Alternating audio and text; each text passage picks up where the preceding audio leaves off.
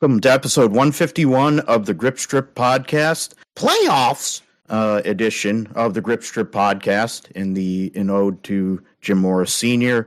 It is playoffs week, first round, the Super Wild Card weekend.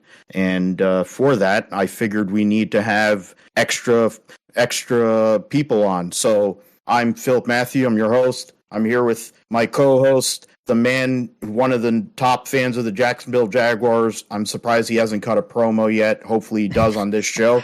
His name is Josh Alpine. What's going on, man? Doing great, man. Yeah, I don't know how to set a promo, but whatever. But great to be on. But yeah, the Jacksonville Jaguars back on to the playoffs, first time in 5 years after making it 2017, where they're first time in 10 years. So we cut the time in half. So now hopefully we can be there year after year. But excited to be in the playoffs again, and I'm actually going to go to the playoff game against the LA Chargers. So it's going to be a pretty fun next Saturday, and already a lot of emotion, a lot of highs right now. So ready to talk about it. Yeah, absolutely. We're going to be talking a lot of NFL here to start, and I figured I'd invite somebody that is a fellow faithful member. Somebody who puts out content, puts out good stuff, and we were able to go and talk offline. His name on Twitter is Niner Nate. What's going on, man? How are you guys doing? Thank you for bringing me on. It's I was thinking about it. I was sitting in my chair at work today. I was just sitting there thinking, it's just and it's funny you're a Jaguars fan, Josh, because as a Niner fan, we're kind of spoiled, right? Like the fact that we are now on another trip to potentially the Super Bowl. Last year they were the NFC Championship game. I mean, right now I feel like I'm on top of the world, Philip. I really feel like they're the best team in the NFC, and there's only one team really stopping them from hoisting number 6, and that's Kansas City and Patrick Mahomes. No offense to the Jacksonville Jaguars, of course, but it just untaken. It's honestly unbelievable, and I'm just so excited, and I really hope they pull this off, because if they pull this off, this will be not only 49er history, this is NFL history, because Kyle Shanahan really did something truly, truly amazing with this football team. We'll definitely talk about that, because if it does happen, I don't know what episode number it'll be, but it may not be able to be recorded because I'll probably be in a hospital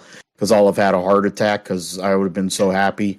And I probably would have drank so much that I'll pass out because that's what's happened the last 2 times. Well, not pass out, but I've gotten really shit-faced when the Niners played those Super Bowls. But then, let's be fair, one of them was against Double Murder, and then the other one was against Kermit the Frog.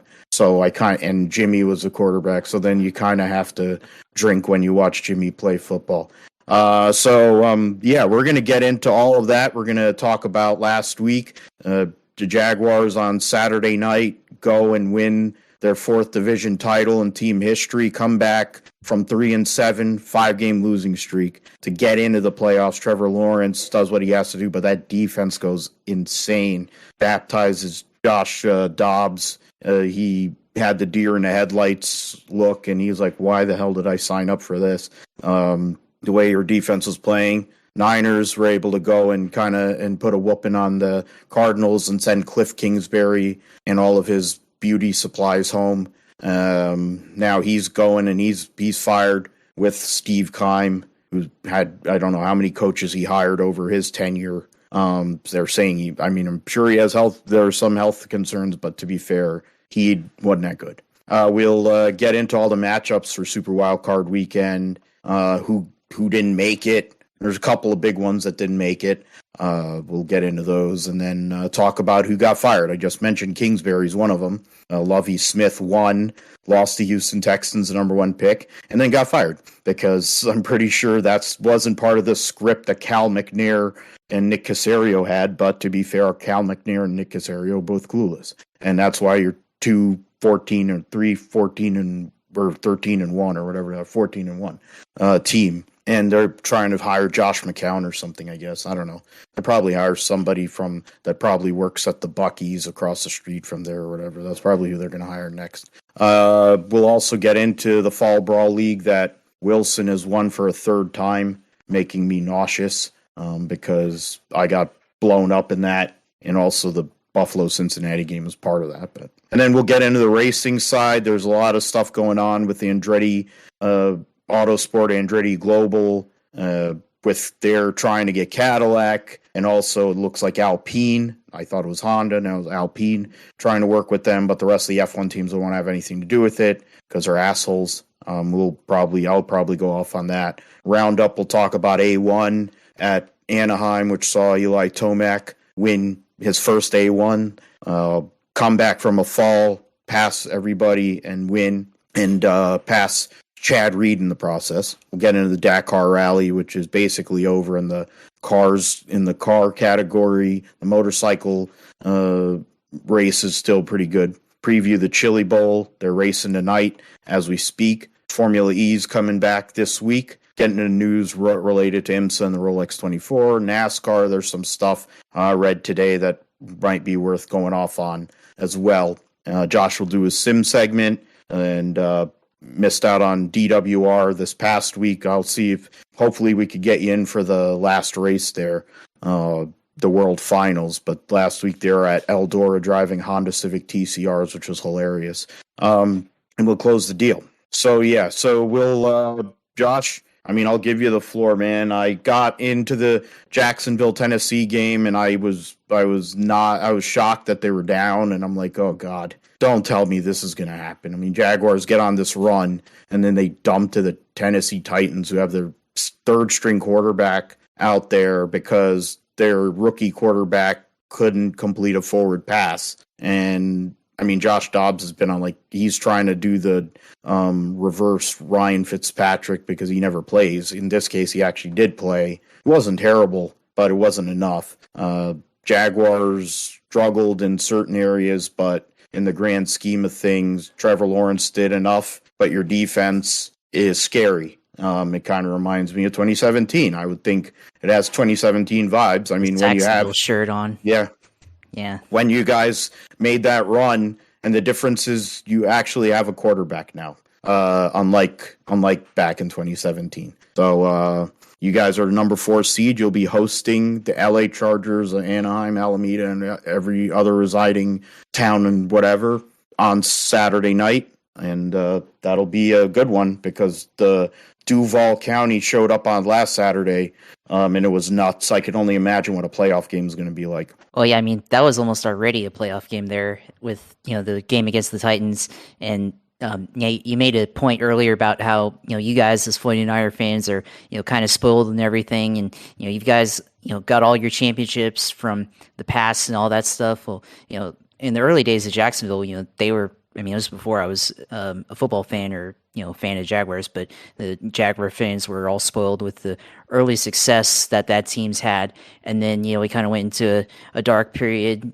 for a while, and then had a couple of playoff appearances here and there during Jack Del Rio era, and then went to a really bad period for about a decade, and then had that 2017 run, and then it was back to the darkness again after that. And what was so meaningful about that game is that this time it seemed like unlike the last time in 2017, it seemed like this is something that's going to last for a good while, 5-10 years at least, with Trevor Lawrence and Doug Peterson. So it just shows the potential of what's to come in the future, no matter what happens in this playoff run that they're going to be in now. So maybe we'll have an opportunity to be spoiled, I guess, like the 49er fans, like you guys have had for so many years. But it was just a incredible game from just the fan standpoint,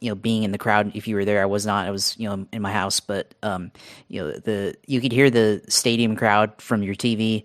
The whole freaking thing started off with probably maybe the most Jacksonville thing ever, or Florida man thing ever, with the local musician, with the long hair, like almost a mullet, sunglasses, playing the Star Spangled Banner on his American flag guitar. So that was a funny sight to see and everything. But just the atmosphere, you could tell it was a big game, and obviously biggest game in Jacksonville since that Buffalo Bills playoff game in for the 2017 season. So just an incredible environment. And then the game itself, it was a little bit surprising because the last time Jacksonville had a great game offensively. Trevor Lawrence, that was kind of the game that he came into his own. After the or one of the games that he did that, had just had a career performance that day, and made a lot of throws that you could consider, I guess, him throws. That's him, Trevor Lawrence is him and all that stuff. So he had a lot of good throws in that game, but this game, the Titans, they just came out and I guess they were ready on defense, and they stopped the run, which they did last time when the Jacksonville played them in Tennessee. So that part wasn't surprising, but I guess they were able to adjust better to the Jaguars offense. And I think maybe the lack of a true number one receiver on the Jaguars side kind of started to show. And of course, they'll get Calvin Ridley next year, once he comes back from suspension, but kind of that need for a guy like that came in this game. And you saw with some of the plays or misses that they had where they could have used a number one receiver to take the top off the defense. And I think it's maybe where some of the offensive struggles that they had earlier in the season kind of started to come back, and they really had to rely on their defense to make the stops. And of course, you saw a bunch of sacks that they had on Josh Dobbs, and then interception they couldn't get a touchdown, got a field goal off of it, and then later on they were able to force the fumble and turn it back for a touchdown. And I guess that's kind of similar to 2017, because that team, in addition to all the interceptions and sacks that team had, they also had a lot of turnovers, and they were able to create points off of turnovers. And this game, and the last couple of games really, and throughout the year really, they've had games where they've been able to create a bunch of turnovers and go return it for a touchdown or set up the offense for either a field goal or their own touchdown. So just from that standpoint, a really great game. And for a while there, it was stressed for me. I was very stressed, and I had a conversation with my dad a couple days before. We were talking about how the Jacksonville media and a lot of other media were really playing up the Jaguars, and saying that the Jaguars are the better team. They've got all the better coaches, the better players, et cetera, et cetera. And then we're like, this might be a big setup for setting them up to fail. Tennessee comes out and defeats them, but they were able to pull it out in the end. So just a real emotional victory, and hopefully we have a win against the Chargers, and we're able to go out and start a playoff run. And if we have to go through the Chiefs, we have to go through Buffalo, so be it. And maybe they get there, so we'll see. But Trevor Lawrence getting able to play on a national stage, the Jaguars being on a national stage for the first time in a long time, outside of the Thursday night games. So glad to be able to see that. And it's going to be a new era here in the AFC South here in the NFL, because right now the Jaguars are going to be the kings of the South, and I think they're going to be kings of the South for a very long time. Definitely agree on that one, because you're outside of your GM, who's a bum. The fact is, you have a coach, you have the quarterback, and you have a lot of pieces that are building blocks, and you have Calvin Ridley coming back, which the guy was one of the best wide receivers in the league when he was playing. So now he's had time off. It'll take him a little time to readjust, get back into the flow of things, but to add him to that receiver core is scary when you have a guy who can make all the passes that Trevor Lawrence can make. Yeah, you're going to say something, Nate? With the fact that you have the Colts and the Texans in your division, and they are going to be awful forever. Yeah, the Colts have went off the deep end. It's almost like Jim Irsay is trying to follow his dad. I mean, he just needs the Mayflower truck and to drive it into the river, and it would be the perfect way to go and talk about what the Indianapolis Colts have done to themselves since Andrew Luck retired. Tennessee's not really much anything. They don't have. Nick Willis can't throw the football. He's incapable of it. It's insane. Well, I mean, not only that, but not only that, but I mean, Ryan Tannehill's you can only go so far with him, and you can only hand off to Derrick Henry so many times, and he had another 100-yard game, but it also took him 30 carries to do it, so he wasn't really effective. And I mean, you saw he was able to break a couple of runs here and there, but for the most part, the Jaguars were tackling him at the line of scrimmage or keeping him to 2 to 3 yard gains. I mean, he's still pretty tough to bring down, but just he's able to go out and get all those carries, and you don't know how long it's going to last because average lifespan of a NFL running back, might catch up to him here pretty soon. Maybe it's not going to last forever with him. Shelf life on a running back. Just imagine drafting Malik Willis over Brock Purdy. Just know that they screwed up that bad. Well, every team screwed up. Let's be fair, other than the 49ers. But I do, my theory is there were a lot of teams looking at him if he had slipped out of the draft, and they were going to sign him for the practice squad. Because obviously there's interest, and the Niners wouldn't have kept him on the active roster if they didn't think that there was interest, because they would have left him theoretically on the practice squad. But I guess, I mean, when you're talking about quarterbacks, the Niners have had similar, like after the last Super Bowl, they had a good run for a few years, and then Steve Young, who's my favorite player ever, gets killed by Aeneas Williams on Monday Night Football, and that basically was the end. And then they sucked for a few years. They came back with Jeff Garcia and Team Obliterator and some of these other people. Then they went into dumpster fire mode for the better part of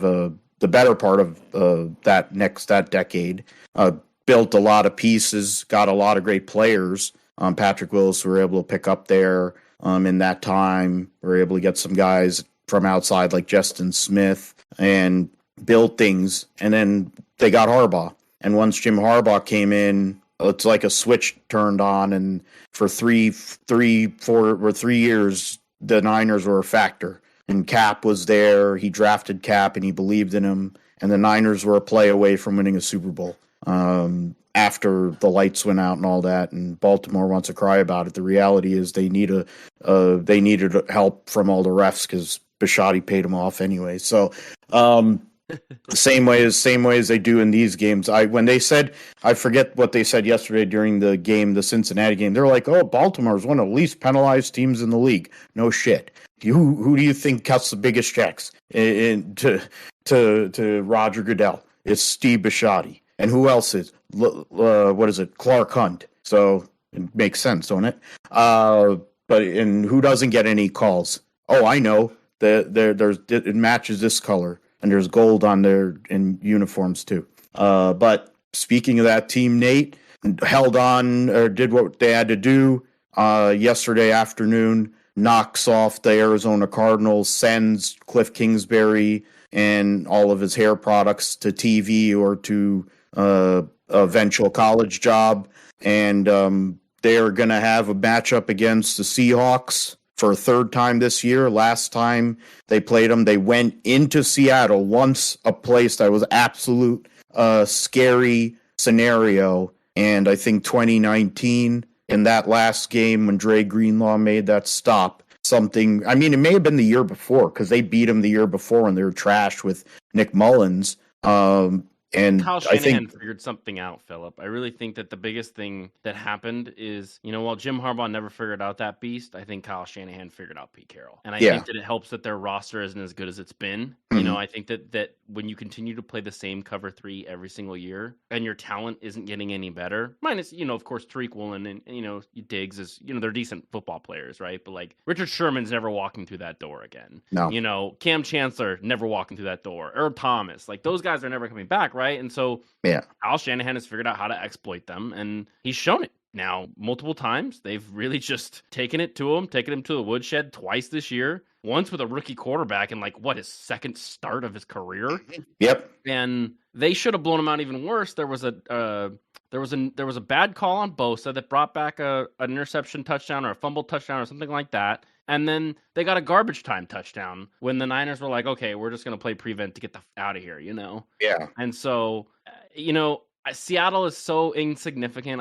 I texted a lot of people. I don't know how many people know, but I used to live in Seattle. I lived there for 4 years. I worked in sports radio there, and so I know a lot of radio hosts out there. And so as soon as it became official that it was Seattle, I texted almost everyone I know, and I said, "How do you feel about this game?" And everyone's like, "We're not gonna win." And I'm like, "Yeah, you're not gonna win, you insignificant peons. Like, you have no chance against us." And it's funny because like Seattle fans are so weird. They're like, "Oh, we're just happy to be here." It's like, you don't want to win? Like, you don't care about winning? Like, you want to lose to the 49ers a third time this year? They're the same fans that talk. They're like, "Oh, we're the biggest fan base. We're the 12s and all that." They stole that from A&M. But the fact is, we're the biggest fan base. They feed the sound into the stadium, all this crap, and they want to talk about how they're legit fan base. The Niners fan base is, when we want to really talk about America's team, there's two teams that I can think of. Pittsburgh Steelers, number one, and the 49ers. Not those frauds in Frisco. You're forgetting about a third team that's America's team, and that's Jacksonville. Okay. They're working on it. I mean, there are plenty of ladies that love Trevor Lawrence's hair. You can't tell me after watching that national anthem with all the American flags and all that and the guy at the field that's not America's team, okay? No, Josh, I love being reminded of the fact that your fans wore clown costumes to the final game of the year last year, where he did. Carson Wentz looked like a little girl, and he did too.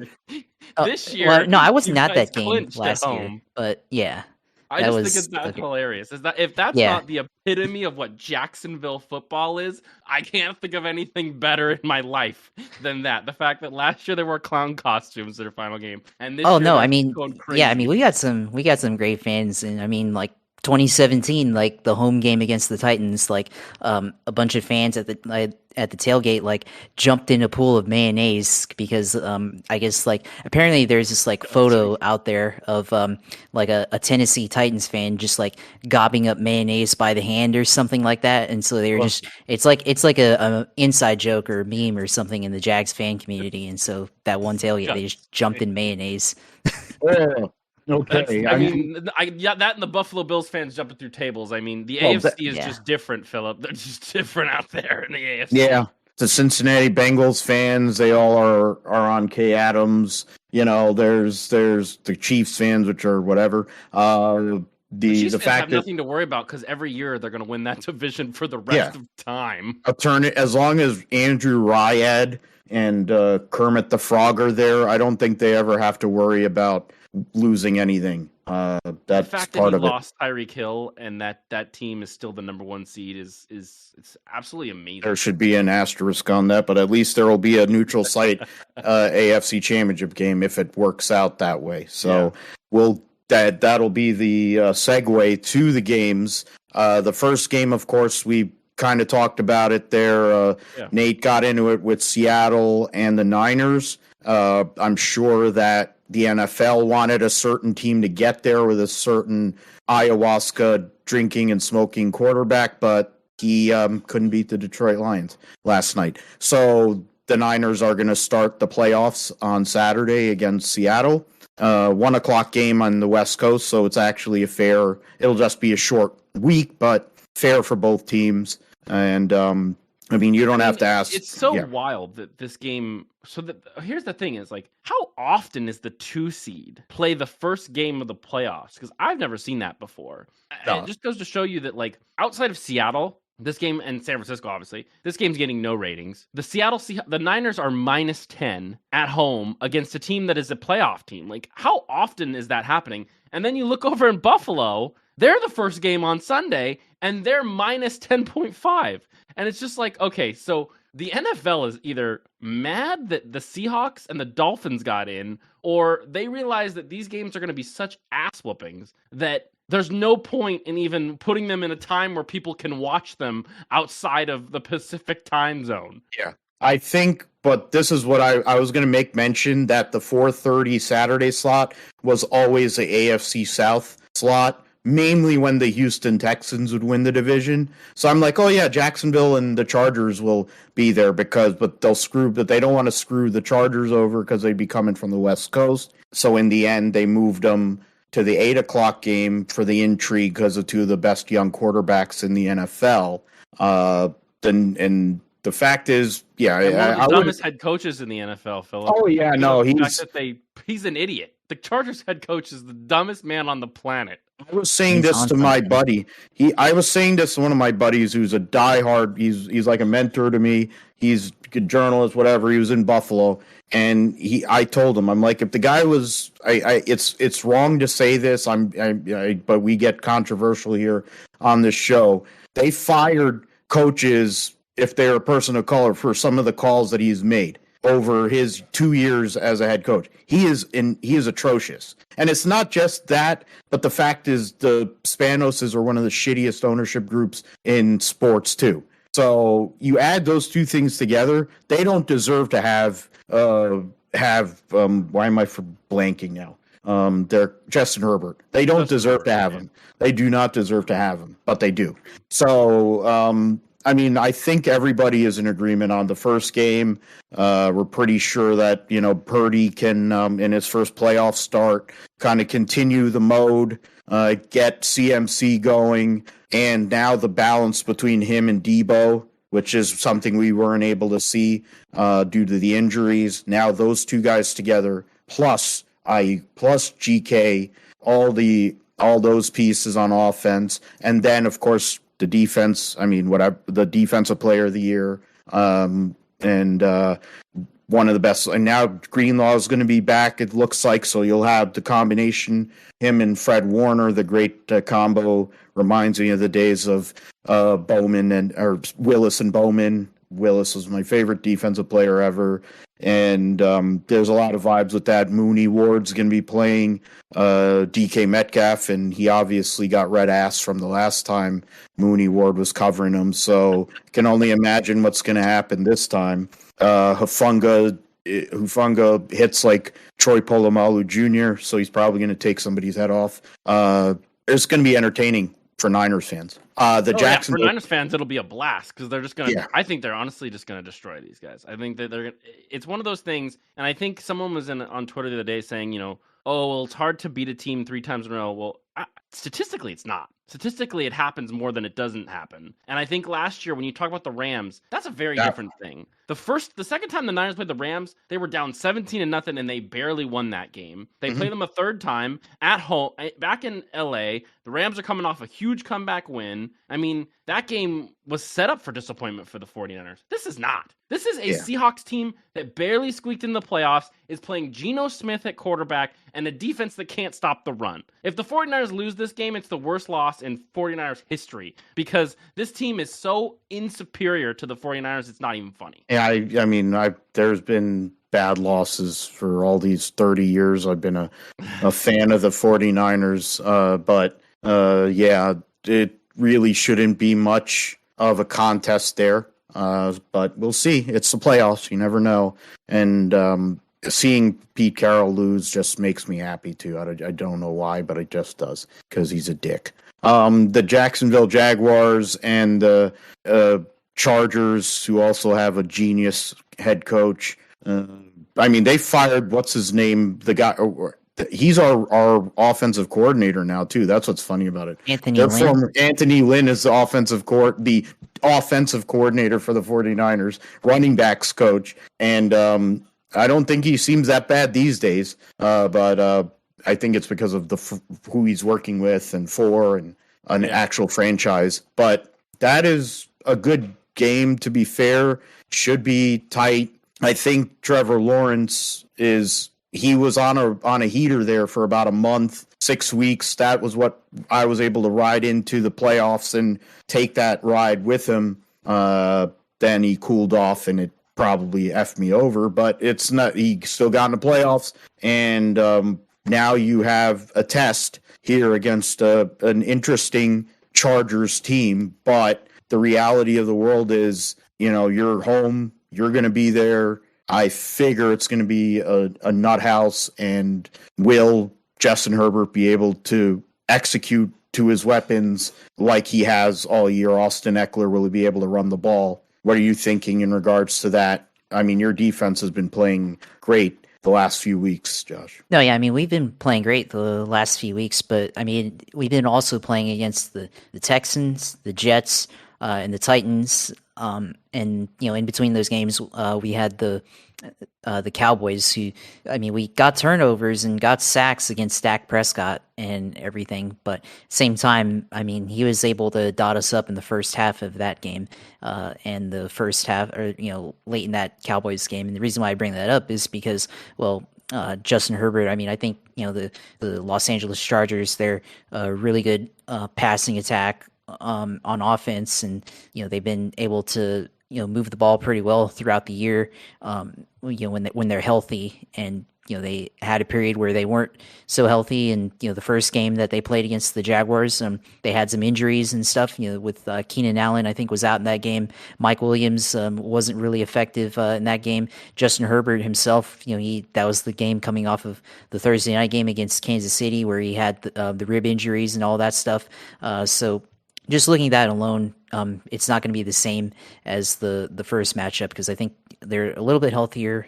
Mike Williams, of course, coming off a injury or back spasms or whatever, so not really sure how it's going to be for him. But in this playoff matchup here, it's going to be interesting, because the Jaguars, they've been able to be good defensively against the teams that they should beat, but they've also been pretty leaky at times this year. So be interested to see how the Chargers can take advantage of the Jaguars matchups, and how they're able to take advantage of some of the issues that they had in coverage. And if they're able to protect Justin Herbert, they might be able to do that, because I think when the Jaguars, when they have been able to get pressure or affect the quarterback, they just haven't been able to play as well defensively. So I think that's going to be key there, is the ability of Josh Allen, the good Josh Allen, by the way, and Trayvon Walker to go out and rush the passer. Arden Key as well, of course.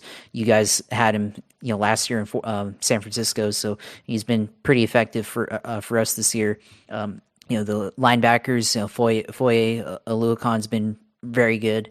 Devin Lloyd, had a bit of a rookie struggle in the middle of the season, but he's starting to play well again. So I think those players are going to be key. And then Rayshawn Jenkins and Tyson Campbell on the back end, I think, and Andre Cisco as well. I think those guys are going to be key in the secondary. So defensively, it's going to be an interesting matchup there. And then on Jaguars on offense, they've been pretty good overall, I think, but I think the LA Chargers, they've had a good passing offense or defense as well, so it's going to be a tough matchup there. But they also have not as good run defense, I think. So I think if they're able to get Travis Etienne going a lot more, and even the JaMychal Hasty and Snoop Connor, maybe working some Trevor Lawrence read options or anything like that, zone reads, I think rushing attack might be the way to go here. So it's gonna be an interesting matchup. But I think it's going to come down to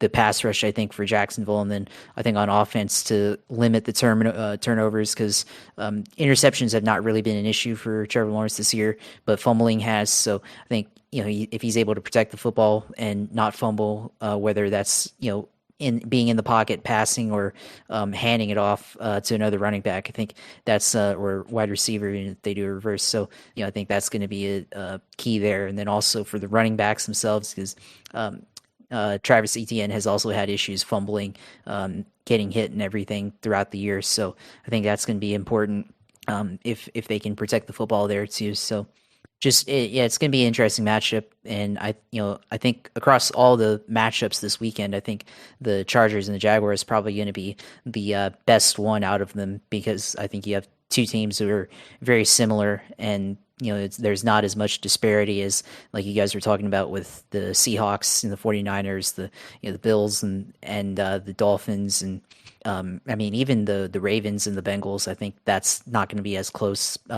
Lamar Jackson's injured and everything. The Ravens have just not been effective overall this year, so I think that's not going to be a real good matchup. So on at least on the AFC side, and plus you guys and the Seahawks, I mean, I think the Jaguars have the potential to have the best matchup, TV wise, at least this this weekend. So it's going to be interesting. Of course, I'll be there.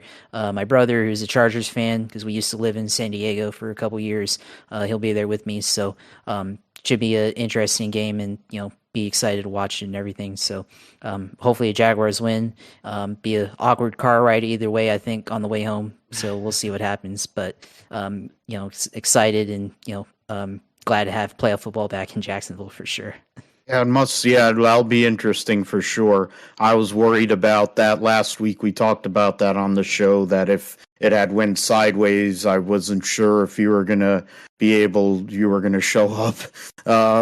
But it didn't, so you're good. And I mean, the reality is it should be a good game. I do agree. And we'll see what happens with that. We'll talk about it on episode 152. So Buffalo and Miami, we don't know who their quarterback's going to be. It's not going to be Dan Marino. We know that. Or Bob Greasy. Are they going to put Tua Tagovailoa and his scrambled eggs out there? Are they going to put Teddy Bridgewater with 4 fingers out there? Are they going to put Skylar Thompson, who led that amazing? To be honest, the Jets defense is really good, but the Jets offense is atrocious. The fact is they've been a dumpster fire ever since Tua got hurt again. And the notion is Miami beat Buffalo in Miami early in the season in a shootout. The second game in Buffalo, Tua was also playing. It was a close game. If Tua plays, don't really know that it could be a close one. If he doesn't play, I have a very hard time believing that they will be in that contest. Do you guys have anything else that you see that may stand out in regards to it? I think you hit the nail on the head. I mean, if Tua doesn't play, it's done. Like, they have to have Tua Tagovailoa play. Like, they have not shown that they're able to win against actual good teams without Tua, and whether or not Tua is a good quarterback or not, it's just he works better in that system. My thing is, and I guess the one thing I'll say, and this is the same thing for the Ravens that you'll talk about, is if the quarterback isn't healthy enough and he's going to affect his life in any long-term way by playing football on Sunday, don't do it. Just don't do it, because it's not worth it. Like, it's just one playoff game. You're going to get plenty of games in your career. Maybe Tua not so much. I don't know what's going to happen with him. There's some scary stuff going on with him. But yeah, if he doesn't play, though, they're screwed. Yeah. Josh? No, yeah, I mean, I agree too. Like, I think, especially for Tua, I think, he's got to protect his long-term health. I mean, Lamar Jackson's got to protect his health too. But I think Tua, with the concussions and everything, there's just a lot of risk, and he's already had 3 concussions now this season, which I think is abnormal for a quarterback to have. So I think from that standpoint alone, I think you should just shut him down for the year and just take the L. I think the goal for a team every year is to at least, I mean, they say to make the Super Bowl, but really what keeps them going is to make the playoffs and be competitive. And, they were able to be competitive for the most part this year, and they made the playoffs. So, they achieved their goal. I mean, they're going to lose big time on Sunday to the Bills. So, I mean, bet on that if you want. I don't know. But, I think the Bills are going to be a lot better team. I think the Dolphins, without Tua, it's just not going to be a good matchup overall, even with, the weapons that they have with Jalen Waddle and, with Tyreek Hill and, and the 49ers running backs. Yeah. I mean, they're trying to become 49ers of South Florida East, yeah. I guess, East, South Florida, whatever. But, and I like Mike McDaniel. He's got that. He's somehow got the energy of both a Chad and a dork at the same time, and it's so funny. So, I think he's going to be there for a long time, and I like him as a coach. But just in this game alone, I think they're just not going to be able to match up against the Bills that well. So, yeah, that's pretty much going to be a blowout game, I think. Yeah, I mean, for McDaniel to go and get him after all the craziness and the collusion and the tampering that the Miami Dolphins did, getting rid of Brian Flores to now get back in the playoffs without really having a quarterback for a few games this season. Credit to him on that. We'll see what they're going to do. There's a lot of questions. You mentioned Lamar Jackson. Of course, there's other questions with a certain GOAT quarterback that those two might be in play for Miami too. So something we'll see after the season. The next game is an interesting one. The Vikings have kind of been playing with fire all year. Most of their games have come down to last-second victories. The game against the Giants was no different. They needed Greg Joseph to kick a 61-yarder to win. They said here it's the first time they've had a playoff game in Minnesota since the Minneapolis Miracle. And I was there at home, and then I was there somehow or another just through sheer luck and whatever when the Patriots and Eagles were able to be there a few weeks later. The fact is, the Minnesota Vikings have a new coach, Kevin O'Connell. They've been able to kind of do it with smoke and mirrors. Yes, Justin Jefferson is one of the best players in the league. I get it. Dalvin Cook, when he can stay upright, is one of the better running backs in the league. Kirk Cousins is Kirk Cousins. I don't know how.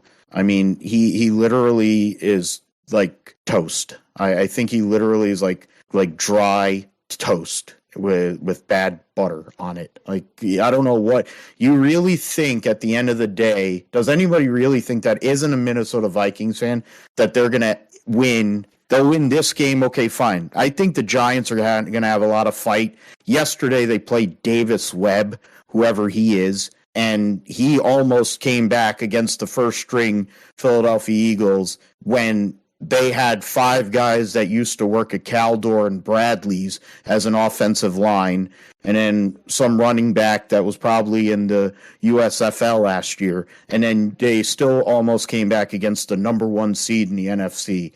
I think that says more about the Eagles than anything, to be honest with you. You know, I've been on Twitter calling them the Cupcakes because I think they are the Philadelphia Cupcakes. They haven't played anybody. Jalen Hurts rarely throws for more than 300 yards a game. If you stop their run, they're pretty one-dimensional. And their defense, while it has a decent pass rush and has some, decent players on defense, they can't stop anybody. I mean, You're allowing Davis Webb to score a touchdown to Kenny Golladay, who hasn't played a game all year. Davis Webb was a Cal Bears quarterback who wasn't very good. I think he's their third string backup. And Darius Slay is allowing Kenny Golladay, who hasn't played all year, to score a touchdown on him. I mean, if anything, this speaks. I think the Giants are scrappy, and I think they're going to beat the Vikings personally. But I think that this speaks so much about the Eagles and how they are the Philadelphia Cupcakes. And if they play the 49ers in the NFC Championship game, those fans will be walking out of the stands just like they did last year, week 2, when we embarrassed them out of the building. I just don't think the Eagles are that good. I really think that this is the 49ers this is the 49ers NFC to lose. And I think that the Giants kind of exposed the Eagles a little bit in a game they had to win. They rushed Jalen Hurts back. And some Eagles fans were like, oh, well, we didn't run Jalen Hurts. There's clearly highlights of Jalen Hurts running the ball in that game yesterday. So I don't know what your excuse is for your first string defense and offense and quarterback who was runner-up to Mahomes for MVP, only scoring 22 points on a bunch of backups, but it is a terrible look for the Eagles. I know we're not talking about the Eagles, but golly, I can't wait to see them get exposed in the playoffs. It's going to be so fun. And the Minnesota Vikings are another team, a team we're going to talk about here next, in a couple of games we're going to talk about another team that was exposed pretty badly yesterday. I honestly think the Giants, I agree, the Giants have a good chance to go to Minnesota and win that game. They were in that game. They played a really good one. They are playing with, wide receivers that nobody's heard of. They have Saquon out there. If they can control the time of possession, Daniel Jones doesn't turn the ball over, this is the best year he's had in his career. That way, Brian Daboll, that whole Buffalo regime coming down to New Jersey to take over the Giants, they've done a really good job, and the defense is tough too. So they're playing with house money, to be honest. Yeah. If they lose, it's not that big of a deal in their mind because they have so much talent and they have a lot of capital. Kayvon Thibodeau is a guy that's going to build and get better. There are other pieces. Julian Love, who's a one of the better safeties, tackling machines in the league. So to be fair, they're playing with house money. The Minnesota Vikings are working. There's a lot of momentum working against them, and it's something that I don't know how they're going to fade it. They could fade it one time, but the last time they went to Santa Clara, Jimmy Garoppolo, I think, only threw the ball 11 times, and they had, I think they had Mostert and Wilson at running back. Now the Niners have Mr. Relevant and Christian McCaffrey. Good luck. If that happens again. Yeah, so the Vikings don't stand a chance if they play the 49ers. A friend of mine, Jesse Naylor, said to me, the 49ers might actually have the easiest path to the NFC Championship I've ever seen in my entire life. They play the Seahawks, who shouldn't even be there, and they play the Vikings, who, I mean, they are the most paper tiger football team I've ever seen, because if you stop Jefferson, you can't do anything. Yeah. That's their whole entire offense. That's literally their whole entire offense. You throw the ball. That's what the Raiders became for like 2 weeks. Well, that was what the Raiders did against the Niners to wake them up. Was that idiot Stidham threw every ball to Davante Adams, and it's like, oh yeah, one of the best players in the league is going to catch the ball most of the time if he can get his hands on it. Derek Carr did the same thing. But the problem was their offense is a disaster area. Their line sucks. Yes, you have a great running back that's going to make a decent amount of money on free agency, and you have Davante Adams. They made Derek Carr the scapegoat for the fact that they're a shitty franchise. But that's beside the point. The Sunday night football game, not surprised about that. I figured that would be the one.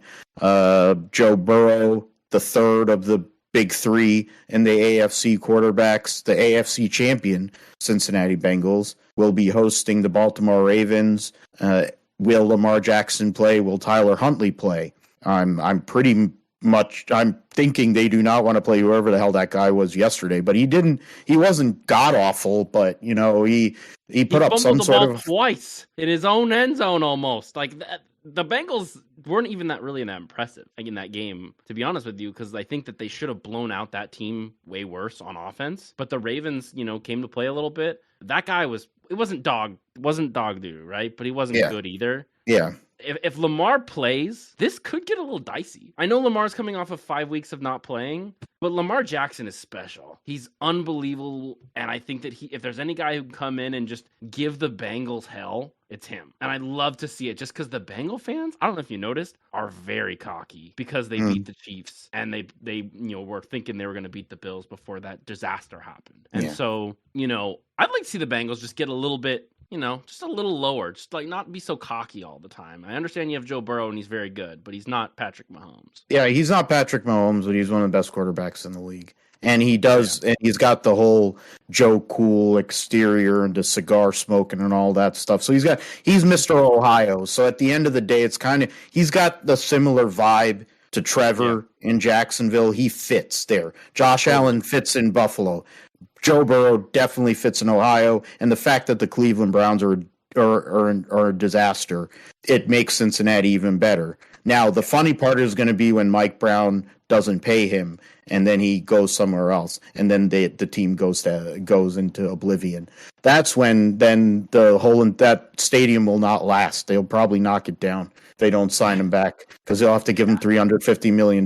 But yeah, what do you think of, Josh, in regards to this? I mean, Cincinnati, defending AFC champions, they didn't, to be honest, I get what Nate's saying. I do agree. And I paid the price for it. The productivity of Cincinnati late in the season really wasn't there.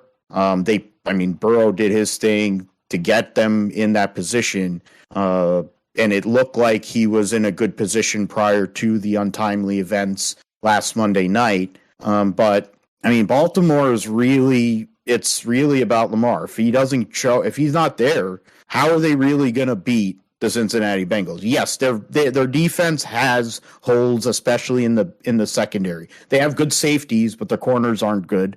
One of them's Eli Apple. That kind of is part of it. But then, they have good linebacker play, defensive line, two good ends. The reality is that front seven is good. Baltimore is a run-first team. Greg Roman's imaginative offense, another guy I don't like. because I get PTSD from some of those games during the Harbaugh era, and his obsession with Michael Crabtree. But, what are they going to do? I mean, if they don't have Lamar Jackson, let's just say that they do. Now, we'll just put it as a hypothetical. If they do have him there, Nate, I think, is onto something that it should be a closer contest. Even though they get wide receivers from Walmart and running backs. They draft running backs and they get wide receivers from Walmart. But the notion is he may not play because he's going to be a free agent. And Baltimore is already putting things out in the media saying he's lazy. So it's like, okay, you don't want the guy. Who are you going to get? You're going to play Tyler Huntley? Let's see. If Tyler Huntley goes out there, I mean, stranger things have happened in the playoffs. But I have a hard time believing that Burrow is going to lose at home on Sunday Night Football against a division rival after, they almost got into a coin flip situation with them. But I don't know. What are you thinking? I mean, no, I agree with you, and I think really the key is I think Lamar is going to play. I think it's hard not to play him. I think he's going to want to play in the playoff game. There is the situation with his contract and everything because they haven't locked him up, right? And he's basically betting on himself, and so I think he might want to play in this playoff game because it would be good for him. Minus the injury risk, it's good for him because the contract it might put more leverage in his favor in the contract side. But on the football side of things, I think for Lamar, I think the key is to keep him contained in the pocket and make him be a passer. And I think over the years since he came onto the league, that's kind of been the formula to stopping him, and he's been really he's improved as a passer, but I still think to make him be a passer, you got to contain him in the pocket and make tight window throws for him that he has to make and really test him as a accurate throw of the ball, and keep the middle of the field close, and keep the sidelines closed and make it really tough for him to really move the ball. And they don't really have a whole lot of weapons, like you said. I mean, the only real offensive, pass catching weapon that they have is Mark Andrews. They've got some good tight ends there, but and Andrews as well. But they don't really have any real wide receivers, like you said. And pretty much their whole thing is designed against as the running game, and that's their whole formula. With Lamar is to be a running football team, which I don't mind. I mean, I like running the football better than passing, but I think the way that his playing style is, the way you got to stop them is to stop the runs. So I think the Bengals, I haven't really seen too much of them this season, so I can't really tell you and honestly how they are as a defense, but offensively I think they're going to be a better team than the Bengals, and I think that's what you got to do to win this game. And the Bengals or the Ravens, sorry, they've had a lot of issues on defense, especially when games are close. We saw it with the Jaguars Week 12 and Trevor Lawrence comeback victory there, and they were pretty soft on defense in that game, and they've had many defensive breakdowns throughout the entire season. So if they have a close game like this again, I don't think the Ravens really have the ability to, based on what we've seen throughout the year, to stop Joe Burrow if it comes to that situation. And I think it'll be a close game. It'll have the feeling of a close game, but I think in the end, it'll probably be at least a 10-point victory for the Bengals. Yeah, and the thing is, what is it? Last year, Burrow was just throwing darts. Him and Chase were playing two ball, and he was just throwing to him one-on-one double coverage. And generally, he struggles against the Baltimore Ravens, or he has over his career. But if the wide receivers are able to get the room, which they had to a point yesterday, and Hayden Hurst looked like it was easy what he was doing. Now, of course, they weren't playing full out, but I think the loss of Wink Martindale, people don't look at that, but you look at how the Giants are playing on defense, and you see some of the issues they've had on defense this year. The Wink Martindale loss has played a big role, too, in why Baltimore is kind of where they are. But they still made the playoffs.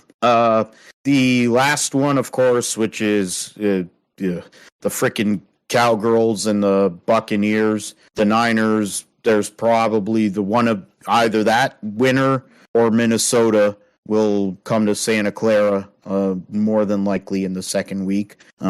Dak Prescott looked like steaming hot garbage yesterday against the Washington General Redskin Commanders, and then they let Sam Howell go run roughshod on them.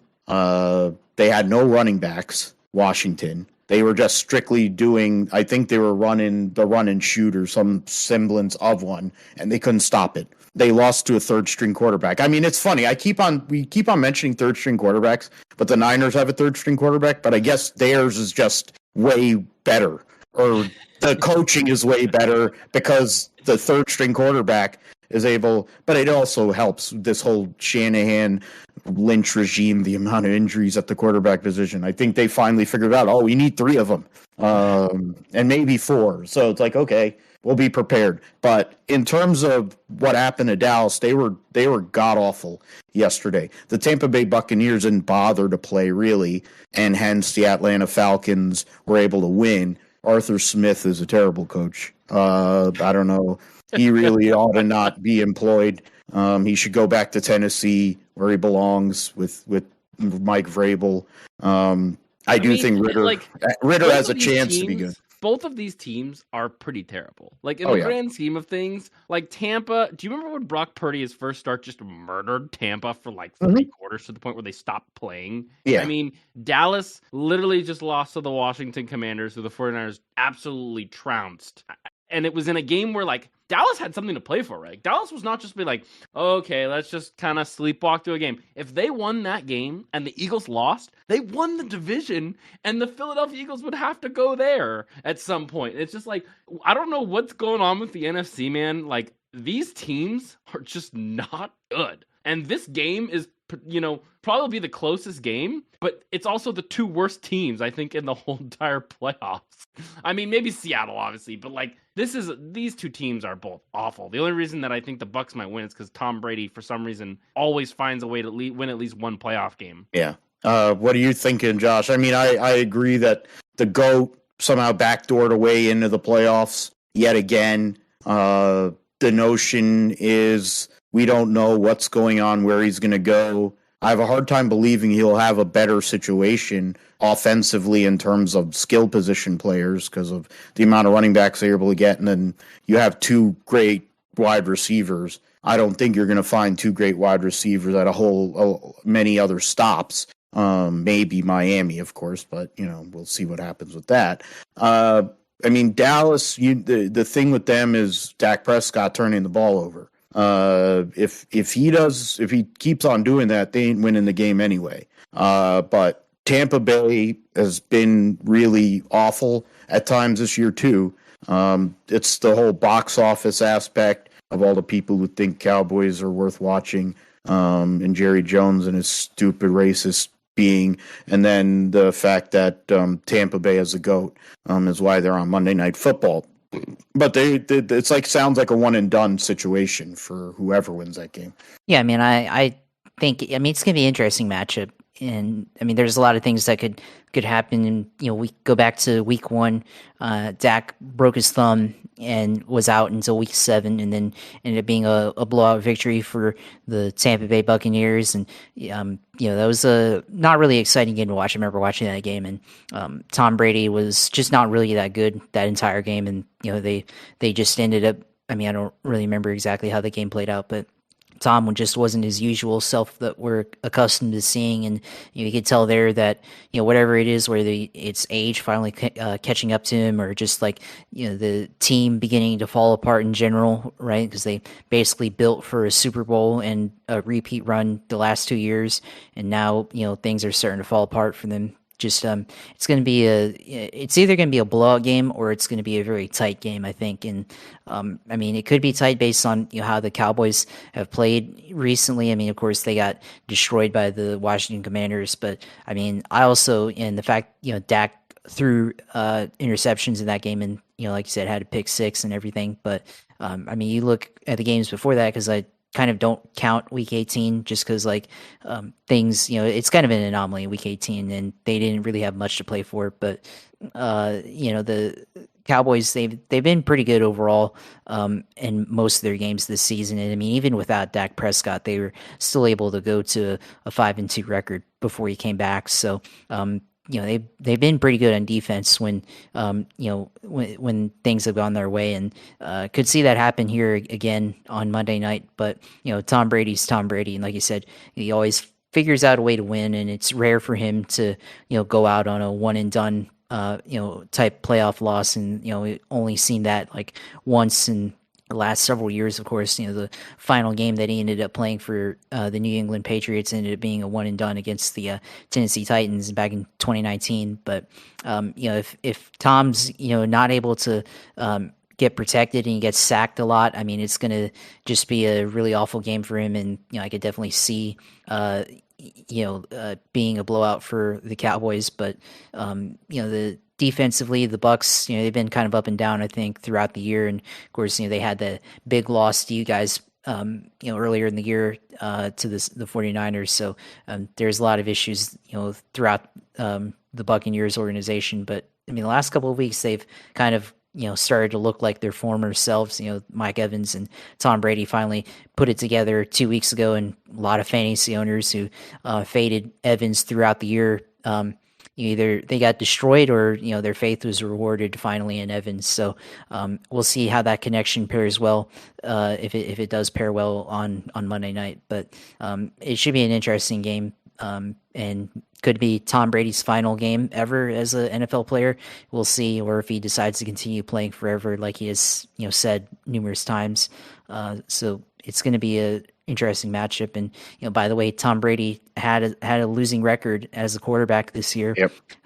And does he finish his career with a losing record, or is he able to at least win one more game and even it out a little bit? So that's another thing to keep in mind. He would have to keep on winning too. Yeah, that's true. Someone's going to pay him to be their quarterback. Teams are way too desperate for quarterbacks. There's too many teams that need quarterbacks for him not to go somewhere and play. Yeah, he doesn't want to stop playing. Yeah, that's why he got divorced. He wants, and there's somebody who's going to break him off just for the fact that they know that they're going to get the box office aspect of it. Now, going on the other side of that is, of course, today is Black Monday, where coaches get fired. I'm the days of both of our teams having something to do with Black Monday. Those days, thankfully, are gone, I think, for both of our franchises.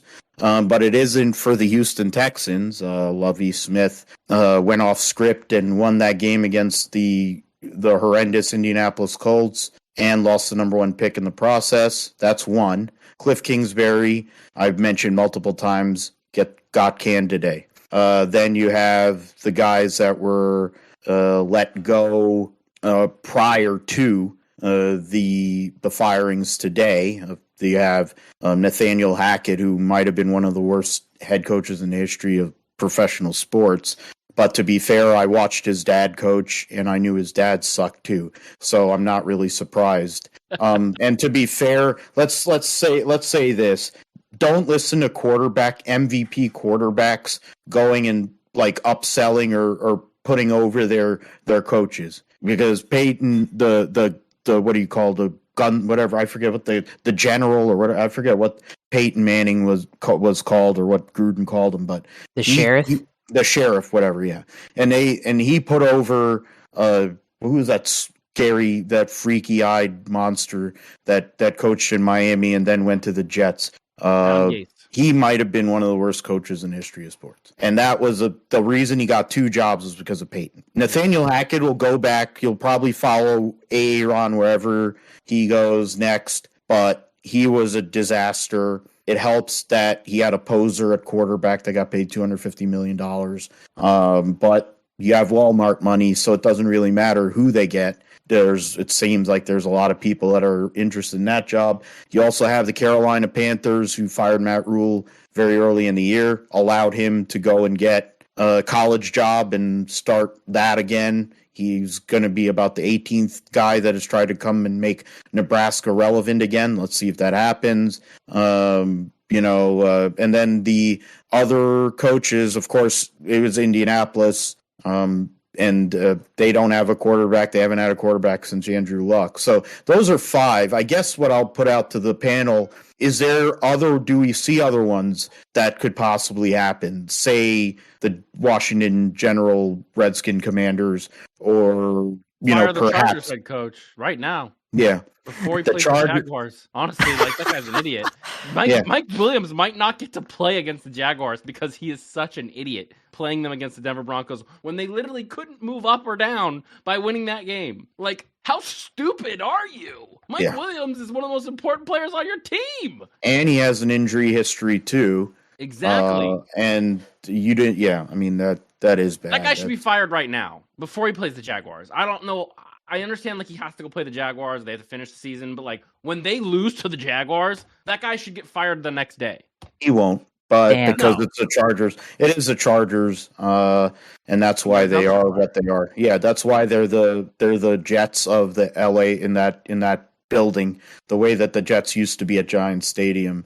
I think, that's a good call there with whatever his name is. Brandon Staley. Brandon Staley. Yeah, fuck him. He's another dumbass from Sean McVay's tree. Sean McVay sounds like he's gonna rage quit. He's gonna rage quit because he can't deal with the 84-year rebuild that will be the LA Rams. And I guess he also can't deal with the fact that more fans for the other team show up to his home stadium too, which, I mean, that's really not. He won the Super Bowl for them. He won the Super Bowl, and the fans still don't go to the games. He made 2 Super Bowls. There's more Georgia fans that flew from Georgia to come to the game in the Rams Stadium than the fans who live in the same town that the team plays in. How wild is that? Yeah, I remember those days. I remember those days for the Niners when we were in the dumps, but my God, it wasn't that egregious. Even at Levi's, they could at least have a 50-50, even when the Niners are god-awful. In this case, the Rams can't, neither team that plays in that stadium can get anybody to show up. But then that's the LA thing. They always justify it. The Dodgers have been good for God knows how many years. They can't get their fans to show up. But now that the Lakers suck, they don't have to feel bad about it anymore. They don't have any fans. Yeah, well, the Clippers have never had any fans, to be fair, other than Penny Marshall and Billy Crystal. Other than that, I don't really remember any other people that has said, "Oh man, I'm a LA Clippers fan." It's the same way as me going and copying to being a fan of the Knicks. I don't want anyone to know I'm a fan of the Knicks. It's embarrassing. Ever since the year 2000, how bad the Knicks have been and how bad Jim Dolan is as an owner. Oh yeah, he owns the Great Western Forum too now, and I think he was trying to sell that in part of the deal to go and build the new arena. There's some deal. I'm forgetting who is connected. I think Ballmer, or the guy who owns the LA Clippers, made a deal with Jim Dolan so he could go and build a stadium over there to get away from the Lakers. But that's beside the point. I think we mentioned 2 other coaches. I mean, Belichick this year definitely is one of the worst years of his illustrious coaching career. I don't think he's going to stop. He can't stop, really. I think he's trying to groom Steve to take over, really, if what's his name, the owner, would allow that. But is there anybody else that? I mean, I think Dallas, but then Dallas is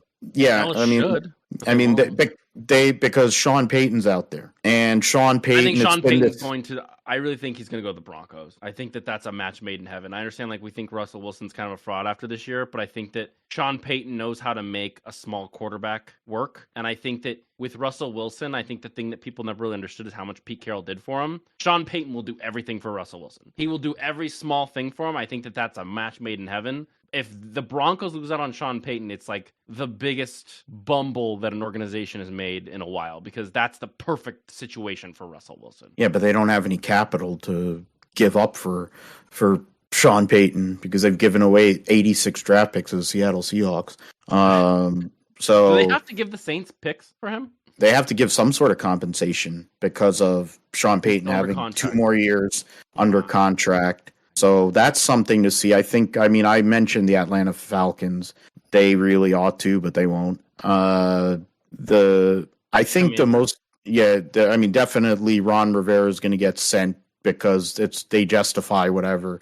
I mean, Ron Rivera, God love him, he was a player, he played, and I think he won a Super Bowl somewhere along the line, and he's a great Chicago. man. And he's gone, for Chicago, and part of the 85 Bears.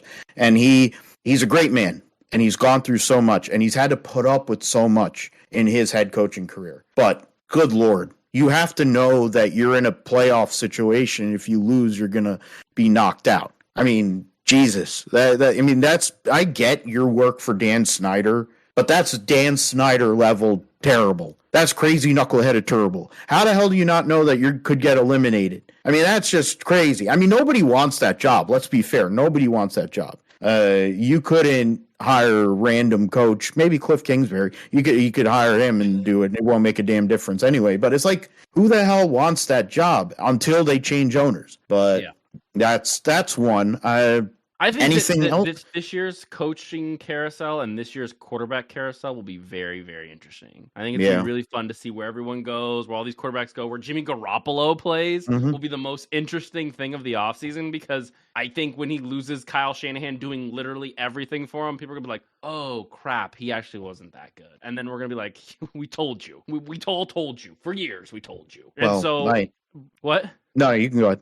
Oh, no, and then and Brady and there's just so many teams need a quarterback, and there's only so many quarterbacks available in the draft. And it looks like the Texans and the Colts will be those teams unless someone trades up with the Cardinals, the Bears. Yeah. So, I mean, if you really want to take a flyer on Will Levis, go for it. That's fine. But there's two guys, in my opinion, that are draftable in this draft. And that's Bryce Young and CJ Stroud. And if you're getting anyone else other than that, you probably aren't getting a guy who's going to start next year. Or shouldn't start. Well, shouldn't start. Yeah, who knows? Should not start Anthony Richardson for sure. Do not start him. He's not ready. He's a disaster, man. Yeah. So I'm a UF guy, so I know. I can't believe he declared. I was surprised. Why would you declare when you have the money or whatever they call the ROI or whatever they have? You mean the NIL? NIL, whatever. There's all kinds of acronyms for everything. I mean, the NIL, you get paid. You can get broke off to go and play, and you can transfer every year. It seems like, I don't know how many guys have transferred like 3 times to go and get cash. The Southern Carolina guys declared. What's his name? Ritter? No, not Ritter. He used to play for Oklahoma, and then he went to that Carolina. Guy. Yeah, Spencer Rattler. Oh, why yeah. Is that guy declaring? I mean, you got to take advantage of the opportunity. That's what it is. You got to take advantage of the opportunity while you have it. I mean, you have the NIL and everything, but it doesn't compare to NFL money. And they have the potential and everything. So their quarterback is overdrafted, and they're going to be sold by their agent and everything. And he's a good athletic talent. So is Anthony Richardson. It's hard not to take if you're a quarterback desperate team, to try to take a shot at somebody with that type of talent, and might need a year or two of refining or whatever, and see what happens. And I'll say for Richardson, if he's had some pretty good balls that he threw this year, but the other times where he's really bad. So if he can figure it out, he might be really good in the NFL with his athleticism. But the amount of quarterbacks that could be drafted, I agree with you. Only 2 of them, CJ Stroud and Bryce Young. Yeah, those are and even with Chicago's moving up, I don't know who would be willing to give up that bounty to go to Chicago. Nobody really has that anymore. We saw what Philly had to do years ago for Wentz. We've seen it over the years. The Jets should do it. If there's any team that should do it, it should be the Jets. But they won't do it, I don't think. They're not smart enough to. The Jets are going to sign a veteran, and that's one of the teams that Garoppolo would be in play with. I think, there's 3 that come to mind immediately. The Jets, the Raiders, and New England. Those are the 3 because they're all connections. Yeah. Because Mac Jones is a tool and he's mediocre. And so, I think that's a whole other thing with that. I think some of the coaches, before we move on and let you go, Nate, I know we kept you on here for a little over an hour. So I think, of course, Harbaugh, because now he's getting investigated for improprieties, that's usually when coaches decide, oh, I need to leave college. It's kind of like how Urban Meyer was getting investigated again. And then all of a sudden, oh, I want to try to be an NFL coach because I'm an arrogant prick and I think I can do it. No, that's where he fakes a heart attack. Oh no, the heart problems always come up. That's my favorite part. Oh man, I have heart problems. Oh shit, I can't deal with it. I can't deal with the stress. 3 months later, oh, what college job is open? Oh, I'll go there. So that was his gimmick. Harbaugh's one. Of course, Peyton is the number one choice, but then Harbaugh's there. And then the one thing that has helped the Niners over the years is their deep playoff runs. It's why it took Bob Saleh a while to leave. It's a reason why Mike McDaniel kind of sort of had to wait, but then Miami needed to save face with their hire because they shouldn't have fired Brian Flores. So they hired McDaniel. So in that sense, it took them a while to get those jobs. DeMeco Ryans, to be fair, he is a original Houston Texan. I think he played the vast majority of his career, if not his entire career, for Houston. But they keep on doing these one and dones. And to me, he already sees what stability is? Why would he go work for Nick Caserio, who in his time as the GM has fired 2 coaches already and hired and fired 2 coaches? And Cal McNair is dumber than whatever, a bale of hay. I mean, if his dad wasn't a rich oil tycoon, that dipshit he can't even screw in a light bulb without instructions. And you're going to go and he can't run a football team. We know that. Why would you want to coach there? At least there's some semblance of hope or whatever with the Jets, even though it's the Jets, or Miami, even though it's Miami. There is no hope in Houston. I think Eric Bieniemy is gone this year out of Kansas City for sure. I think Eric Bieniemy will be a head coach. I mean, I guess I can see that, but then I also see that why would he leave? Andrew Ryad. Why did Daboll leave? Right? Daboll left. No, he was due. I mean, he was due. He had waited a while. It fits your narrative there. He waited a while, and it worked out perfectly because he had the GM move down that he knew. You would need. I think is going to be one of those guys that people want because they've seen the Kansas City Chiefs see so much success. Yeah, but the thing is, he's not going to have Patrick Mahomes. That's true. He's not. I mean, can he make Bryce Young or C.J. Stroud into Patrick Mahomes Jr.? Maybe, but I doubt it. Yeah. I mean, you're asking for a miracle there. If I was Eric Bieniemy, I'm playing the same role as what Todd Bowles did and be a loyal soldier and play this out and wait for Andrew Ryad to say, hey, I'm good, and just take the job over. That's literally what I think he's going to do, unless he's coerced with a lot of money to move elsewhere. I wouldn't want to take the Indianapolis job. That is really bad. Houston's a really bad situation. Washington would be a bad one. Dallas is a terrible one. There really aren't any good ones. The Arizona Cardinals are a rudderless ship too. The only one. Rams would be the Rams would be horrendous. I think there's only 2 jobs that have some semblance of hope, and that's the 2 newest owners in the NFL. It's Denver and Carolina. Yeah, Carolina has a blank slate. Would be something good. Yeah, I agree with you. Those are the 2 best jobs in the NFL right now. So those are the ones that would be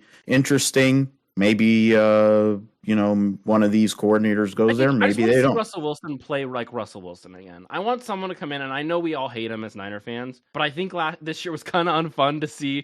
The fact that Seattle basically fleeced the Broncos, like that sucked. We want to see the Seahawks get fleeced. We all want to see that, right? And so I'd love to see someone come in and just make him look like a god again, and then because round picks, right? It was 2 firsts, not 1. I think it was 3. There was 2 1s, 2 2s, a 3 for Noah Fant. I'd love to see the Broncos screw them over next year, where they have a terrible first round pick, not pick 5. Yeah, that's what I want to see more than anything. But who knows? No, because they're going to trade it. They're going to trade down anyways, because that's what Seattle always does. If they trot out Geno Smith again, it is going to be the funniest thing I've ever watched in my entire life. He might win comeback player of the year. Oh yeah, probably. But we all know he's not good. Yeah. I mean, it's fine. I'm happy for him as a person. You know, he played good for a decent amount of the season, but it kind of started going away when the reality set in, and I think the reality will set in. The clock's going to strike on Saturday. Nate, thanks for coming on, man. Great to have you on. Promote whatever you want to promote. Where can we find you and read your content and all the stuff with 49ers? I primarily just tweet stuff now. I do have a YouTube show that is currently on hiatus just because I'm really busy with some other stuff in life. But you can find me at 90849 on Twitter. Follow me there. I tweet a bunch of nonsense. If we get the Eagles in the NFC Championship game, I'm just going to tweet cupcakes for a whole week. So get ready for that. It's going to be super fun. And then since you guys are about to talk about racing, I just want to say go Mercedes. So I need Lewis Hamilton to wake the fuck up. Well, hey, maybe Lewis can help the Broncos with their coaching hire. He's a minority owner. That is true. You're right. That's funny. All right, you guys have a great night. All right, man. Thanks. Take care. Thanks for coming on. Yeah. And I mean, we talk about Mercedes coming back. Hopefully they will. I need that for my own interest in Formula One too. I think for the interest in Formula One in general. Okay, so let's one other piece of news here in terms of the football before we move on to racing again. As a fantasy football, the FallBrawl League, Wilson is now a 3-time winner of the league because my team shit the bed, in large part due to the quarterbacks not really having to play or not doing much, and then other players not showing up. Jeff, in his first year, Eagles fan, was a dominant presence, him and Wilson, but I was able to score the most points for this year and ended up losing to me in the semifinal, but he won a decent amount of money. Otherwise, Josh ends up finishing 4th in the league, so I think you're pretty consistent. You're in the playoffs every year, the 3 years you've been in there, and I think in some order you're 2, 3, and 4. I think you're I think you finished 3rd, then second, then third, 4th. and 4th. Yeah, that's not a good trend. At least your actual team's trend is better than that. But I'd rather take your trend than what my recent record is. But yeah, Wilson won. Was it Steve ended up finishing 5th, and Professor J, after finishing 3rd, having the best year he's had in many years, he goes and lost to me as well in the first round, and I think that's one of the openings there. Have to confirm it. Might have. I'm assuming there's gonna be at least 2. I'm feeling 2 will happen, maybe more, but to be determined on that. But yeah, that was fantasy. It was fun. It was competitive. I just wanted to back into the playoffs. I had that feeling that I could make a miracle run. It almost happened. I was able to do it twice, but the third time I wasn't able to. But to be fair, Wilson's team is probably the best team across the season. So credit to him. The belt will be adjusted accordingly. I just have to take the placard off and order a new one and put in the team names and all that. He's all alone in second place as a second winningest owner in FallBrawl history. The winningest guy is this guy, 5-time. I've wanted to be 7-time for a long time. I wanted to be 6-time, 7-time. We'll get there. I think Josh, you'll be, of course, in contention as always, but now both of us have more important things to worry about, which is our actual teams having a chance to go to Glendale here in a few weeks' time. So the big news in motorsports recently is Michael Andretti trying to somehow or another convince these assholes in Formula One, the owners and whoever, the people that run these teams, to convince them that they could actually be a viable candidate. The irony is they're all this American centric. You have Liberty Media, who owns Formula One, American company. You have you have 3 Grand Prix in America. One, the Vegas thing is like a complete stunt. The Miami one is in a parking lot. It's a parking lot and they have a fake marina. The only one that's legitimate is Coda. You have this Drive to Survive thing, and there's all these people, content creators, they're from America. They only got in because they're because of Drive to Survive. You have Gene Haas, who's run a mediocre team in Formula One for the better part of, what is it now? This is going to be his 7th or 8th year, I think. I think it might be his 8th year in Formula One this year. And what significant things has that team ever done? And you have the guy that runs the team, Gunther Steiner, has made it clear over time that he doesn't believe in American drivers, doesn't want an American driver.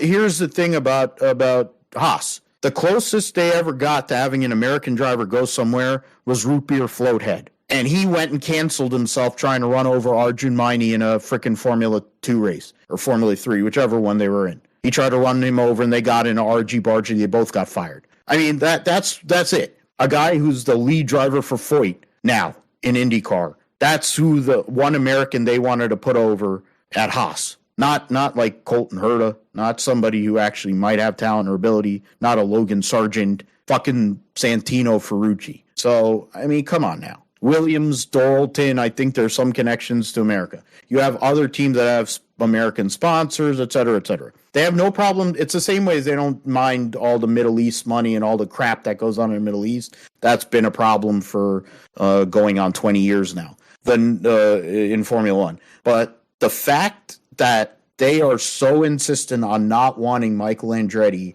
to be in Formula One, I think is not only it's ignorance, it's fear, and it's stupidity. Because he's willing to pay whatever, they keep on moving goalposts, he's willing to pay the money to get in there. He's making connections with different manufacturers to make this happen. He's building a massive building to run all 86 of his programs. What the hell else do you want? I don't understand what you need to they actually want to be competitive. At no point has Gene Haas shown that he really wants to be competitive. The proof was in it last year when he had frickin' Egghead driving one of those cars. He'd have rather been connected to a frickin' dictator than actually run a decent Formula One team. Like, it pisses me off the way Formula One is starting to become, it's been this way. This old boys club mentality.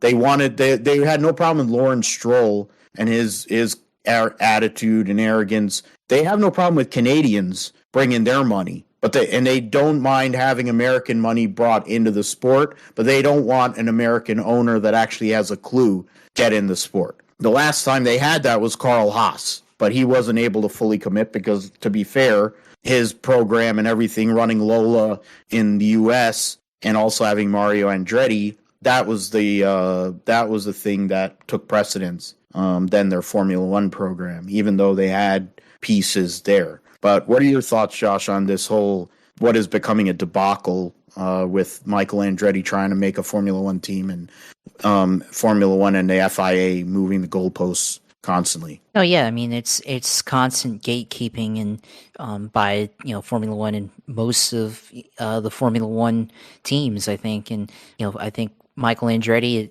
I know he didn't have the greatest history in Formula One as a driver. Maybe that's part of it. I don't know. I'm just thinking off, speculating off the top of my head, and maybe that's part of it. I don't know, but Michael, he's proven to be a successful team owner, in IndyCar and throughout other sports. He has multiple entities, like you said, and I think they're building a huge facility in Indiana and I think in Carmel and outside of Indianapolis. So they're very much intentional is to grow their business and become a global motorsport giant. And I think that's going to end up being the plan there. But F1's making it really hard for them to do it, and they don't have to. And it's like you said, it is the old boys club for the most part, and there aren't really any new F1 teams that come in and break ground. And I think they know that Andretti, he has an idea of how to run a team, like you said, and they don't want a newcomer to come in and steal the show like that from them. Although it would take a few years, because they're not going to run top 5 every week from the beginning, but it would happen very soon, I think. And they don't want that from Mercedes doesn't want that smoke. Red Bull doesn't want that smoke. Even Zach Brown and McLaren, they probably don't want that. And surprising because Zach Brown and Michael Andretti were partners for the Indy 500. Partners, and there are partners in the V8 Supercars team. There are partners in sports cars or in WEC, I think. Yeah, with what's it called? I'm wrong with that. United Autosport is not with that's not with Andretti, but they are partners and connected with the Supercars team that used to be Andretti Hawkinshaw United or whatever. Andretti United, which is now a Ford program. So you have that, and like I said before, like the partnership they had in the Indy 500 in 2017 with Fernando Alonso. And I mean, if anybody should be going to bat for Michael Andretti, it should be Zach Brown. And surprisingly, and they're in IndyCar together, so Zach Brown knows Andretti quite well. And I haven't looked into it too much, but he flip-flopped. Yeah, exactly. I mean, it's like, we'll be buddy over here, but I'm not going to let you come into my house or into my playground or whatever. So I'll come into your house, but I'm not letting you come into mine. So, it's not a two-way street, apparently. I don't know. But yeah, it's a really tough situation. And yeah, it's like they want all the benefits without all the commitment, I guess, in a way, I guess. I don't know. Like it's not a good situation. And, Andretti, I mean, they've, before they said they wanted to buy in with, Sauber, the former Sauber team, and they wanted to do that, and now I think they want to become a completely new team and partner with Cadillac. And I think it sounds like, from what I've been able to piece together, that their power unit would be Renault. And so the one team that is maybe going to go bad for them is Alpine, because they're basically Renault.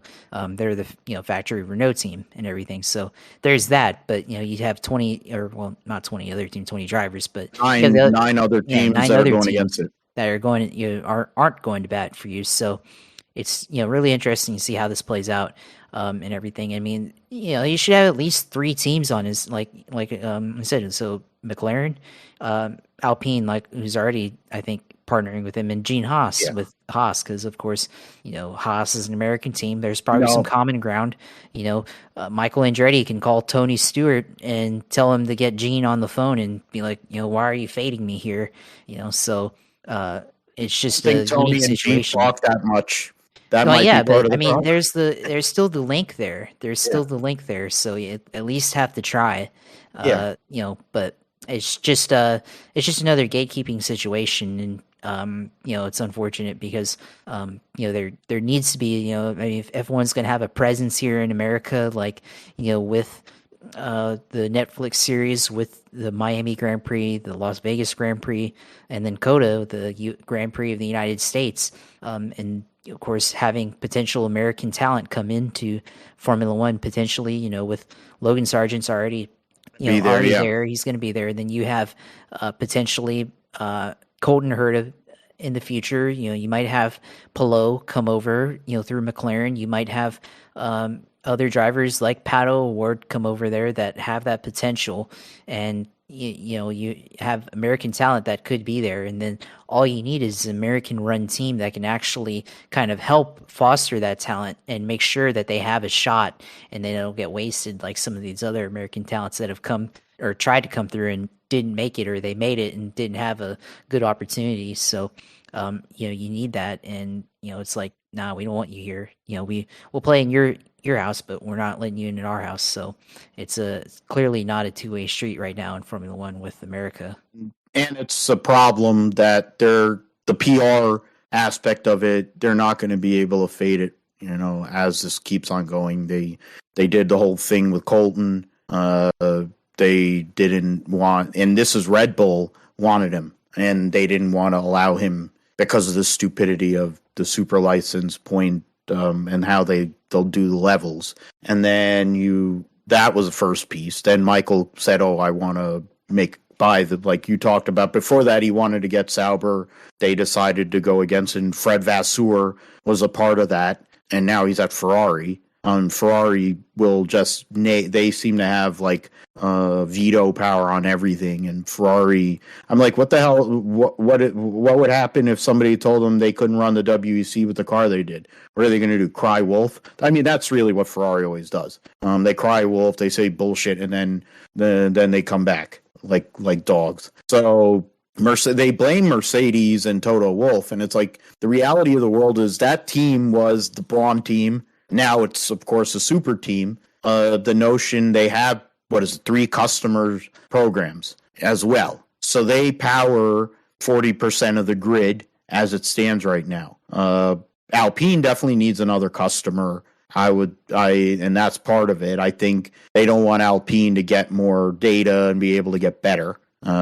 Red Bull essentially is going to have their own power unit here in the next few years, and Red Bull is what they are, and they know AlphaTauri is just going to do whatever Red Bull wants them to do. So that's 2 teams right there. I mean, Ferrari has Haas because they're a customer, so they're going to roll over like a dog, and Sauber, at least until next end of this year, has a Ferrari connection. That's where I think that's part of the problem. Sauber and Haas and Williams, because of their current standing in a sense and being smaller market teams, that plays a role. McLaren being a big name but not having done a lot in recent years, over, more or less, they fear that. Aston Martin, because Lawrence Stroll is a jackass, is afraid of an owner coming in that actually has a clue. And I'm trying to see who else. That's basically most of the midfield and back of the field, right? That's half the teams. I just named half the teams. And then AlphaTauri is a waste of time. So that's 6 teams. That's the whole second half of the grid. You have, and I mean, McLaren's in the top half or whatever. Alpine supports them. And then you have the top 3 teams. So, I mean, it's a joke. And I honestly think if Andretti really wants to spend that much money, he ought to go and spend it on his IndyCar program so that they can actually be better. That would be a novel concept. Because you have Kyle Kirkwood coming in, taking over Alexander Rossi. You have Colton Herta, who is fast, but makes too many mistakes. I'd be investing in those 2 guys. And I don't know who the hell else. They have that DeFrancesco who sucks dick, and then I forget who the other driver is. They still have a 4-car team, right? In IndyCar. Josh, I don't remember who their other guy was from last year. They had Rossi, Grosjean, yeah. Rossi, Grosjean, DeFrancesco, and Colton Herta. Yeah. So, and Grosjean, to be fair, may want to go back to Europe with his family, even with the DHL sponsorship being there.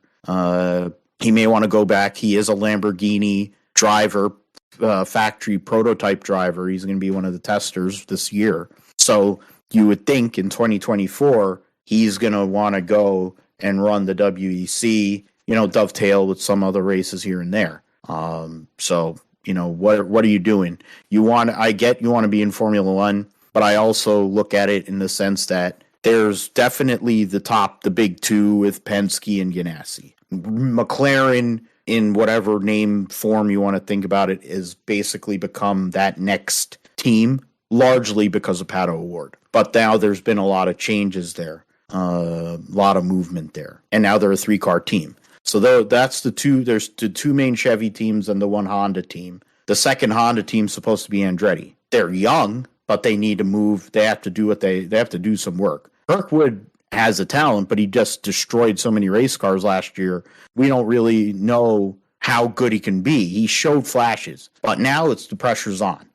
Colton Herta had the save of the year, and he won a race and all this, but he's just as likely to bin it while leading. That's the problem. And why is Andretti insisting on that. Invest in the products that you have. It's like, I got a better idea. If you got $200 million to spend, go and buy 2 charters in the Cup Series. Buy Rick Ware's charters. Do us all a favor. Go and get another manufacturer in a NASCAR and buy 2 charters. That would be, or actually, I got a better idea. Since Dale Jr. and them all just bought the Cars Tour, call Dale Jr. and say, hey, let's work together and buy a charter. And it'll be Earnhardt Andretti Racing or whatever, or Andretti whatever you want to call it. That would be a better thing. That would spell out ear. Ear, yeah, or Junior or Jar Junior Andretti Jr. Whatever. It would be a good letter because it'll be as funny as when Yates tried to get together Newman Haas Lanigan when that lasted for about 10 seconds. Newman Haas Lanigan Yates Racing. Back in the aughts or whatever, before the team went in the toilet. So yeah, that is that. I mean, it just frustrates me that Formula One, their arrogance of the way they do things, they're not that good. You see some of the teams and how bad they really are. It's like fearing competition speaks a lot to what kind of people you are. If you can't deal with it, you know what I mean? Like that's really part of it that it just bothers me. Especially as somebody who's I was a fan of Michael Andretti over the years, and he's become a mogul. I can only imagine what they would say if Roger Penske did the same thing, or Ganassi. I wonder what they would say to those guys if they don't think Michael Andretti's viable. Okay, so let's move forward into the roundup. Supercross Anaheim 1 took place, and that was a great race. I got on just in time to see the race, the main event. It was a really good one. Missed the 251, but Jet Lawrence, who's likely going to be in Supercross in 450s next year, won the West Region 250 race 1.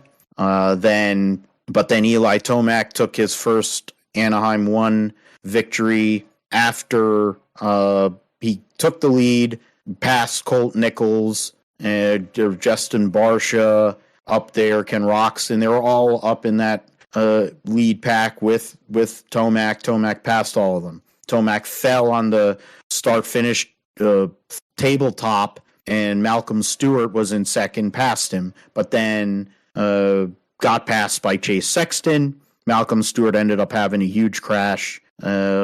Chase Sexton ended up falling off too. So everybody was falling, everyone was making mistakes, but that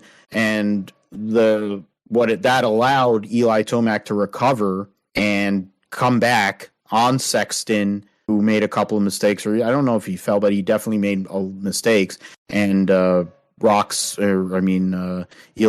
was able to go and get that pass and win. Cooper Webb, 2-time champion in the series. Of course, Eli Tomac's also a 2-time champion. A big run for him. Cooper Webb finishes second, but he was far back. And then the third place spot was Chase Sexton there. So interesting start to the year. Eli Tomac, of course, going and winning the A1 is huge for his team. Huge for what's going to happen in terms of the season. I mean, you think about what he may be doing or what he might do. It seems like this might be his last year. So giving him that opportunity to come back and win might be a big problem. Eli Tomac, Cooper Webb, Chase Sexton, Dylan Ferrandis, Ken Roczen, your top 5. So you had 4 manufacturers represented there in the top 5. Then Colt Nichols, Jason Anderson, Aaron Plessinger, Adam Cianciarulo, and Joey Savacci round out the top 10. In the 250s, Jet Lawrence wins over RJ Hampshire, Cameron McAdoo were your podium finishers. Then Mitchell Oldenburg, Max Voland, Enzo Lopes, Levi Kitchen, Phil Nicoletti, and Styles Robertson and Derek Kelly were your top 10 in that. They'll be racing at Oakland this weekend for round 2 of the Supercross Championship. The Dakar Rally is still going. Nasser Al-Attiyah is highly likely. I mean, he's well ahead at this point, and so it's going to be hard to see anybody really beating them as it stands. Sebastian Loeb won this one stage. The last thing that I reported is Sebastian Loeb winning the stage 8. So I don't know who won stage 9. They haven't posted it yet, at least. Right now, Nasser Al-Attiyah has a over an hour lead. It's a Toyota 123 right now. Sebastian Loeb needs to make up 32 minutes to get on the podium. Lucas Moraes, or he can 50 minutes to get to second. Janil de Villiers, teammate to Nasser Al-Attiyah, is 5th. Romain Dumas is 6th. So that's the cars category. In the motorcycle category, it's very competitive. American rider Skylar Howes. Oh, it is a rest day. That's why. Okay, so Skylar Howes is leading the race right now by 1 minute 13 seconds over fellow American Mason Klein. Kevin Benavides, former champion of this race, is also at 1:13 behind. Toby Price, former winner, also 2:58 behind. So 3 KTMs behind the Husqvarna of Skylar Howes. Trying to see who else, anybody that's familiar, don't really know any of that. So that's the bike class there. Hopefully one of the 2 Americans can come through. I was thinking that Ricky Brabeck, former winner of the race, was going to have a good one. Unfortunately, he had a huge accident, but he's home safely, getting nursed back to health with his smoking hot girlfriend, Sarah Price.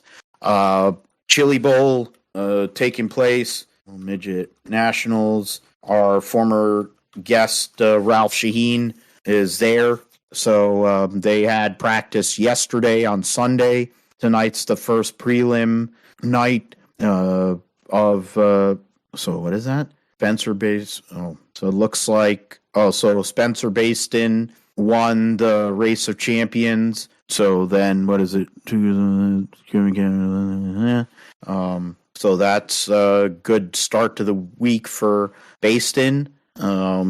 Takes the win in the 1S with True Timber Camo as a sponsor. I guess that's a sprint car uniform there. So wins the those are some interesting looking women there. On the trophy girls, the one looks like Lisa, or looks like what's her name? The Nikki Benz, old Nikki Benz, and the other one looks like a comment, partly like Nicole Bass, but whatever.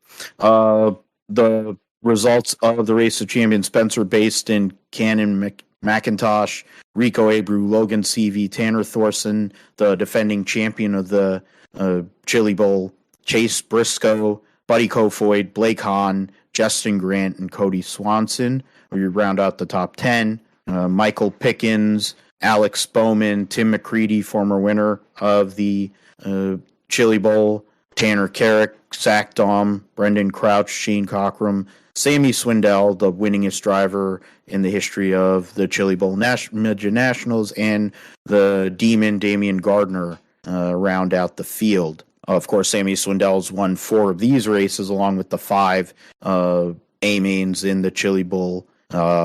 Christopher Bell won 2 years in a row. Justin Grant Baston, that's a recent. Tanner Thorson's a 2-time winner of this event. Chad Boat won this, and Kyle Larson is a 2-time winner. Kevin Swindell, Brad Loyette. So good start to the week for Logan Seavey, or Spencer Baston, to get that victory, and a good run for Chase Briscoe just outside the top 5. Rico Abreu is definitely somebody to look at in terms of a favorite, 2-time winner of this race. It's been tough sledding since he won back-to-back. We'll see what happens with that. going through the heat races, time Toyota qualifiers. Oh, Dave and P features. And so the A feature for Monday night, Cannon McIntosh, Trey Marcham, Chris Wyndham, Ryan Tim, Shane Golobic,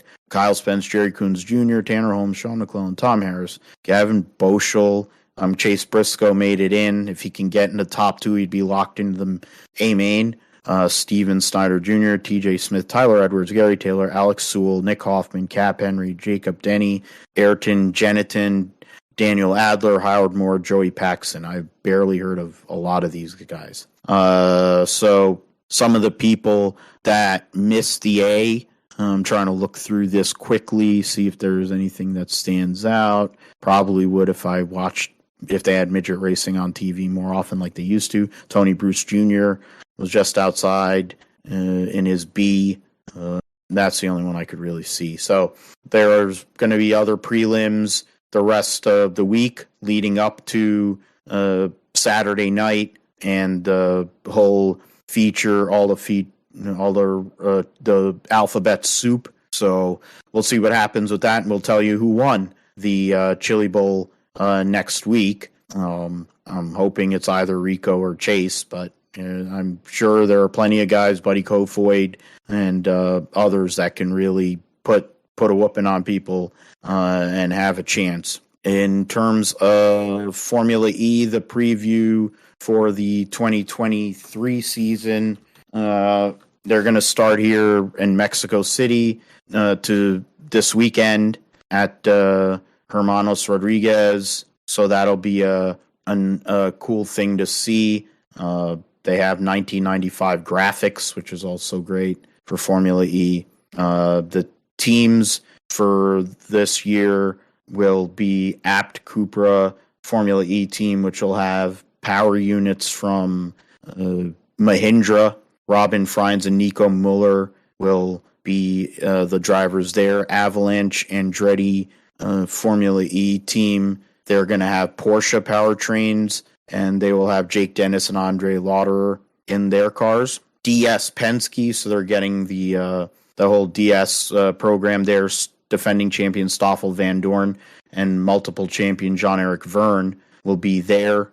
Envision Racing, who will be using Jaguar powertrains, will bring back Nick Cassidy and former champion Sebastian Buemi. Jaguar TCS Racing, unchanged, Mitch Evans and Sam Bird. Mahindra Racing makes changes to bring Oliver Rowland and former champion Luca Di Grassi in. Maserati MSG Racing is the former whatchamacall team. Trying to remember Rocket Venturi Racing. There you go. Rocket Venturi Racing, Eduardo Motara, Max Gunther, the drivers there.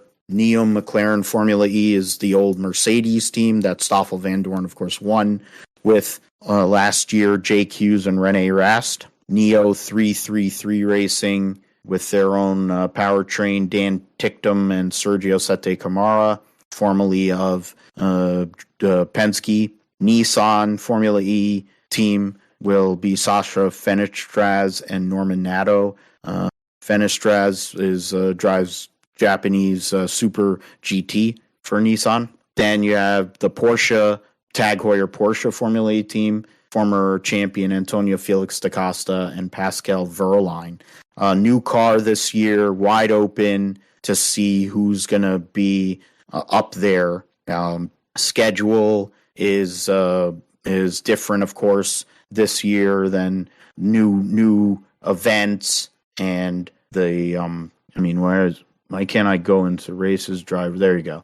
So they'll be at Mexico City to start the season here this weekend. Then in 2 weeks, they'll be in Saudi for 2 rounds. Then in February, early February, they'll go to India for the first time. End of February, they will go to South Africa in Cape Town. They'll take a month break and then run in Sao Paulo, Brazil for the first time. The Berlin E-Prix will take place in April with 2 rounds back to back on the streets or on their airport circuit they have there. They'll return to Monaco in early May prior to the Formula One Monaco Grand Prix.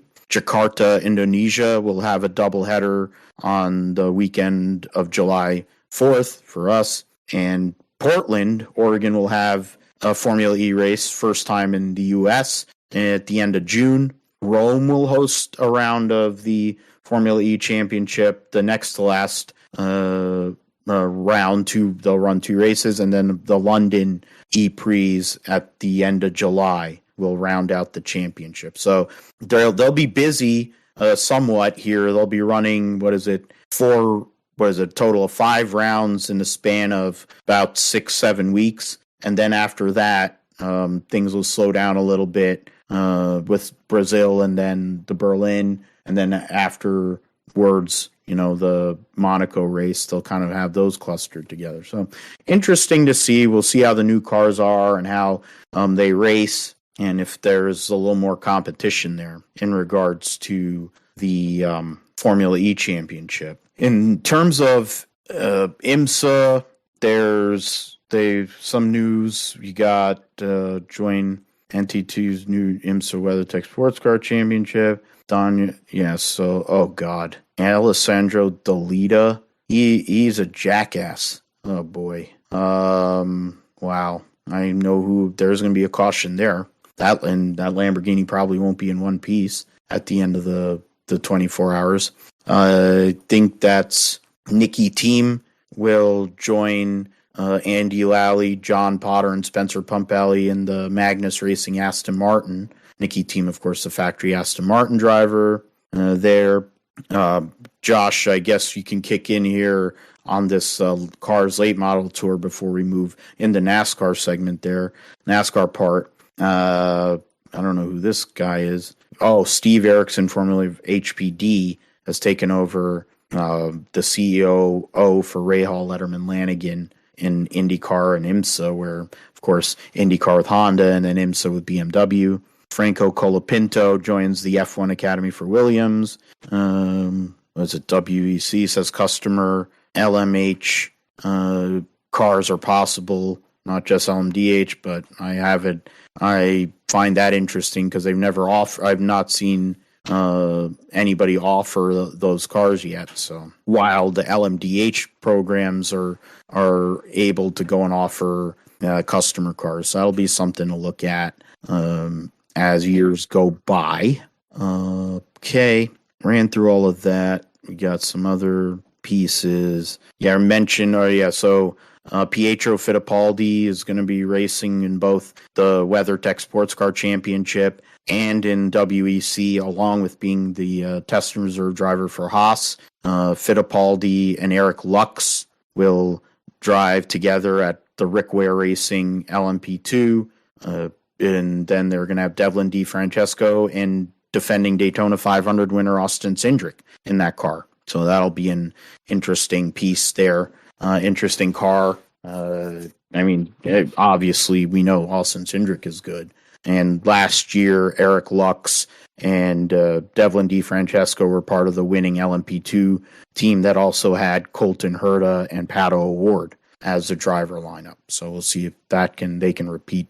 Josh, I'll kick to you in terms of the news that Dale Earnhardt Jr., amongst a group of big-time guys in the NASCAR Cup Series, Dale Earnhardt Jr., Jeff Burton, Kevin Harvick, and Justin Marks will buy the Cars Tour, which has the pro late models and the late model stock division. Of course, Dale Earnhardt Jr. with Junior Motorsports he's had teams in this series from its inception. Of course, Jeff Burton is doing stuff, and then you got Justin Marks always looking for good investments. Kevin Harvick, of course, who's trying to think of a career for Keelan, whether that it's going to be here or it's going to be an open wheel. I think Keelan wants to go to Formula One, but see what happens there. In terms of this, it's a big news for late model racing. There's a lot of changes going on. There's super late model. There's a series that's going to have a bunch of big races. You have the late model stock division, which has Carson Kvapil as the defending champion, likely future Xfinity driver for Junior Motorsports. Josh Berry, of course, was a dominant figure there. But to have those big names all collaborate together, I think it's a big deal for short tracks and late model racing. No, yeah, it's definitely a big deal for sure. And you look at the move and who all's involved. Of course, there's a couple months ago we've seen this rumor that Dale Jr. and his sister Kelly had bought a stake in the series, and that had been rumors for a while now, and now we finally get that confirmation, which I thought that was really interesting. That Dale Jr. was going to buy this, or at least buy a stake in the series, and he hadn't known the reasons yet, but now we know now. But then also, Kevin Harvick is also having a stake in it, and which is really interesting, and it makes sense now with last couple of months. Harvick and Rodney Childers, who are making a late model team, I guess. So now it kind of makes more sense that they're getting back involved with late models. Burton, he's involved with it too.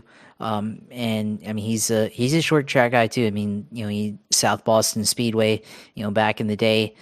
So he's been somebody who's been around for a while, who knows how to get it done on the short tracks. And Harrison grew up through short track racing as well. Through PASS and Pro All-Star Series and cars as well. So he's somebody that has been in that system for a while, so he knows the environment, of course. And then Justin Marks, who I think is he's the new guy here, right? But he really understands the business side as well. And we've seen the growth of Trackhouse Racing the last 2 years, and they're going to continue to grow and expand throughout the years. And Junior himself, of course, star power. So it's going to be interesting to see the direction this late model series goes in.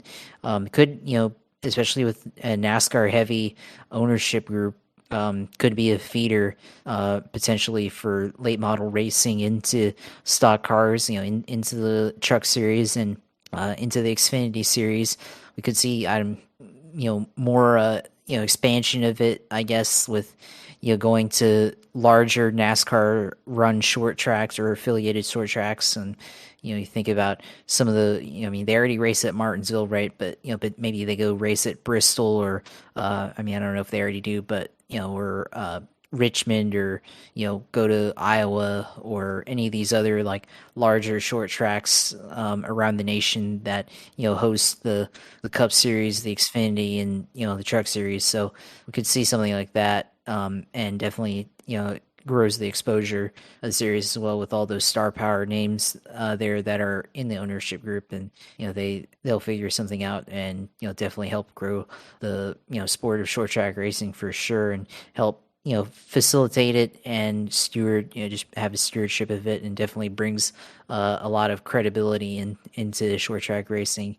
So now, there's multiple series that run late models throughout the Southeast, throughout America, but it's going to be I think this is going to be like the main series now, with this type of group behind it. So we'll see in the coming years the direction that they take this series, and if they do a better job running it than NASCAR does their own series, they're gonna have to really make some hard decisions there. We'll see. Yeah, definitely. It's something to look at, the way late models and super late models in the Southeast and in general and West Coast, how they've all been run. There's some of the unification aspects. I'm trying to find a rules package that actually is unified, as Georgia dominates and wins the national championship 65-7. Wow, that's god awful. So a couple of things in NASCAR news. Chad Johnston got announced as the crew chief for Ryan Preece. Oh God, I feel bad for Ryan Preece already.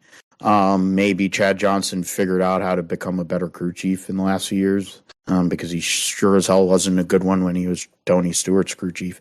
He was all right with Kyle Larson at the 42 car. And Jonathan Toney, a former engineer or longtime engineer at SHR, will become the crew chief for Cole Custer in the Xfinity Series and in some betting circles, they're making the favorite Cole Custer.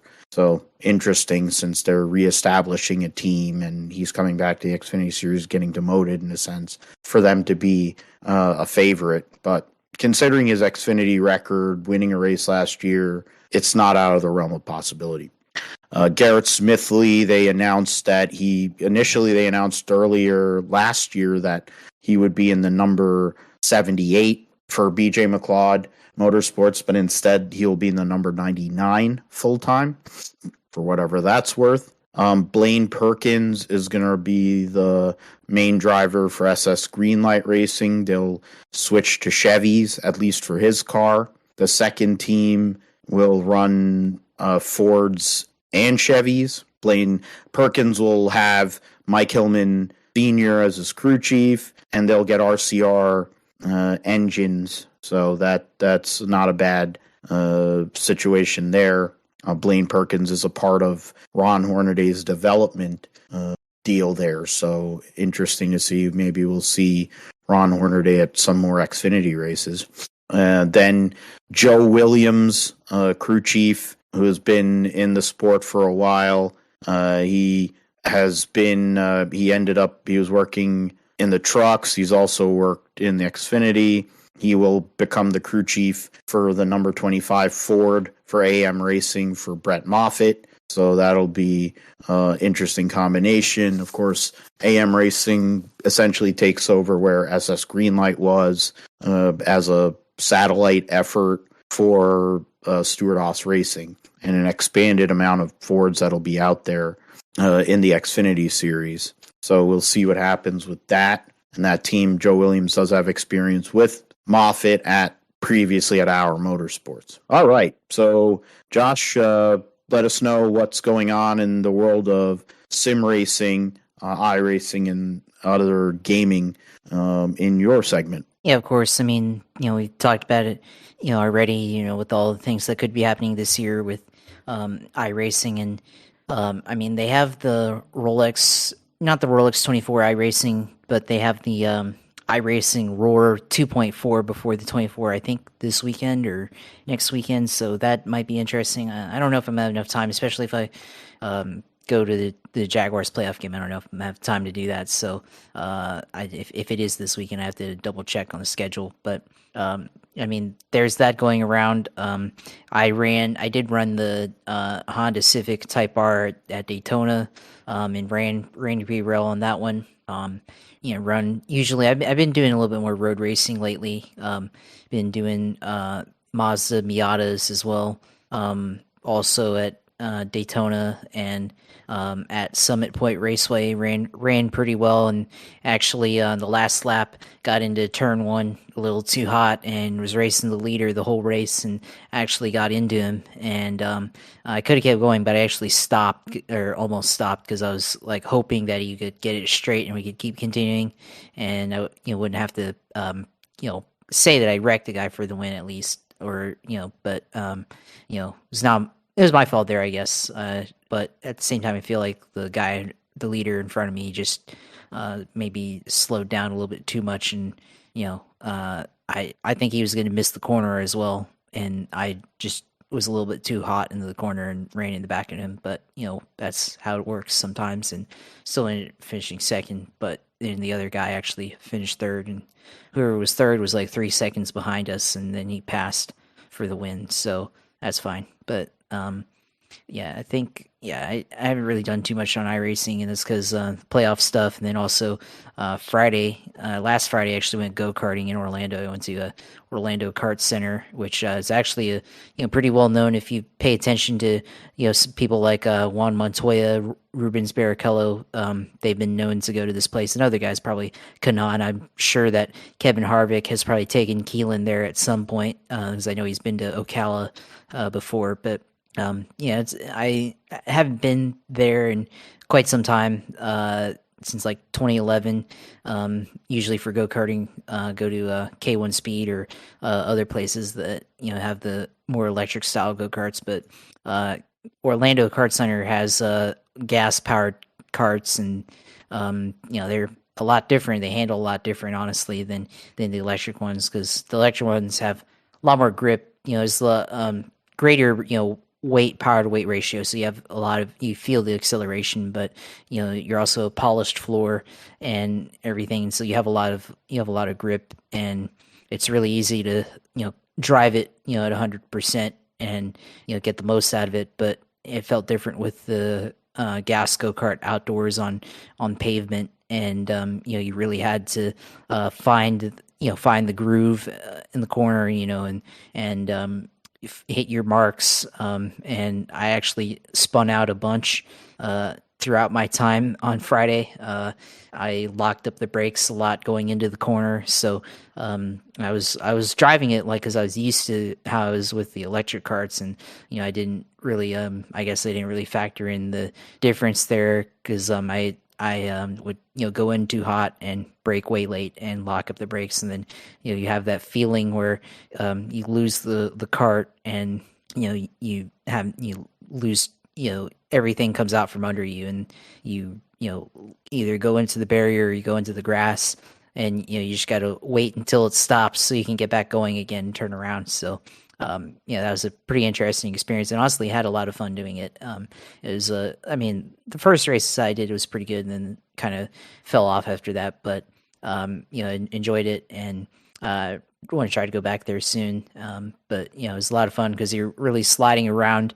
There's not as much grip, and coming out of the corner, I was having to, like, say I was going into a right-hander, I'd have to steer it back to the left on corner exit. So, really having to slide it, drift through the corner, but maybe losing a little speed off of there. So maybe got to work on that part. But, I really enjoyed that part of it, because you're really having to fight the car and handle it, and put a lot of the driving aspect into it, and, figure out your approach to the corners and everything. So really like that, and hope to try to go back there soon and try it again. And everything. I was with one friend, and we had both. He'd been there a couple weeks ago, and really, let's go karting on Friday. So went through that, and hopefully we can get some other friends out there soon, in the next month or two or something like that, and go out and race. But really enjoy that part of it, and want to try to get back out there. And then when I went back home, I was trying to look up stuff online, because I know there's a couple of go-karting sims, and I was actually trying to look into that to take advantage of that, and just try to practice, because iRacing doesn't have a go-kart thing. They don't have anything that low, so I was going to try to look into that. Maybe I might do that, but iRacing, still having the feeling, I guess, from sim racing, still kind of transfers over, because you don't. A lot of people that try go-karting for the first time are very inexperienced with it. They don't really have the sense of speed or the feel, but with iRacing, sim racing, you have the ability to kind of practice your feeling, I guess, of the steering and brakes and all that stuff, and get used to heavy braking and quick steering and all that stuff, and then also your racecraft as well. And I was able to kind of work on my racecraft a little bit during that go-karting session, and whenever I got through traffic, try to change my line to try to get through traffic a little bit easier, or take a different entry into the corner so that I would come out on the other side passing them, or getting ready to pass them and everything. So I was able to do that and have fun. So it was a real fun experience there. I hope to try to get to do that soon, and try it again and try to improve my lap times and everything. So felt like, for first time is actually pretty consistent, because he was either inside the top 3 or just outside of it first time there in a long time. Really the first time there in general. I was there in 2011, but that was such a long time ago, and different carts now, and I think the track layout was a lot. It's still the same, but I think there is a different course layout that I was on there that time before. So great experience. And if you're in the Orlando area, I think if you want a real racing go-karting experience, I think you go to Orlando Kart Center. K1 Speed, other places, electric go-karts, they're there, but I feel like they're more definitely more centered towards the tourist, I guess, because if you walk in there, you have the carts and everything, and it is very efficient in terms of being able to go in there, sign up, get your races in, and all that stuff. But I feel like for a more motorsports centric one, you have to go to one that is not only a rental place, but then also has the owner's, karting owner's garage or whatever. So,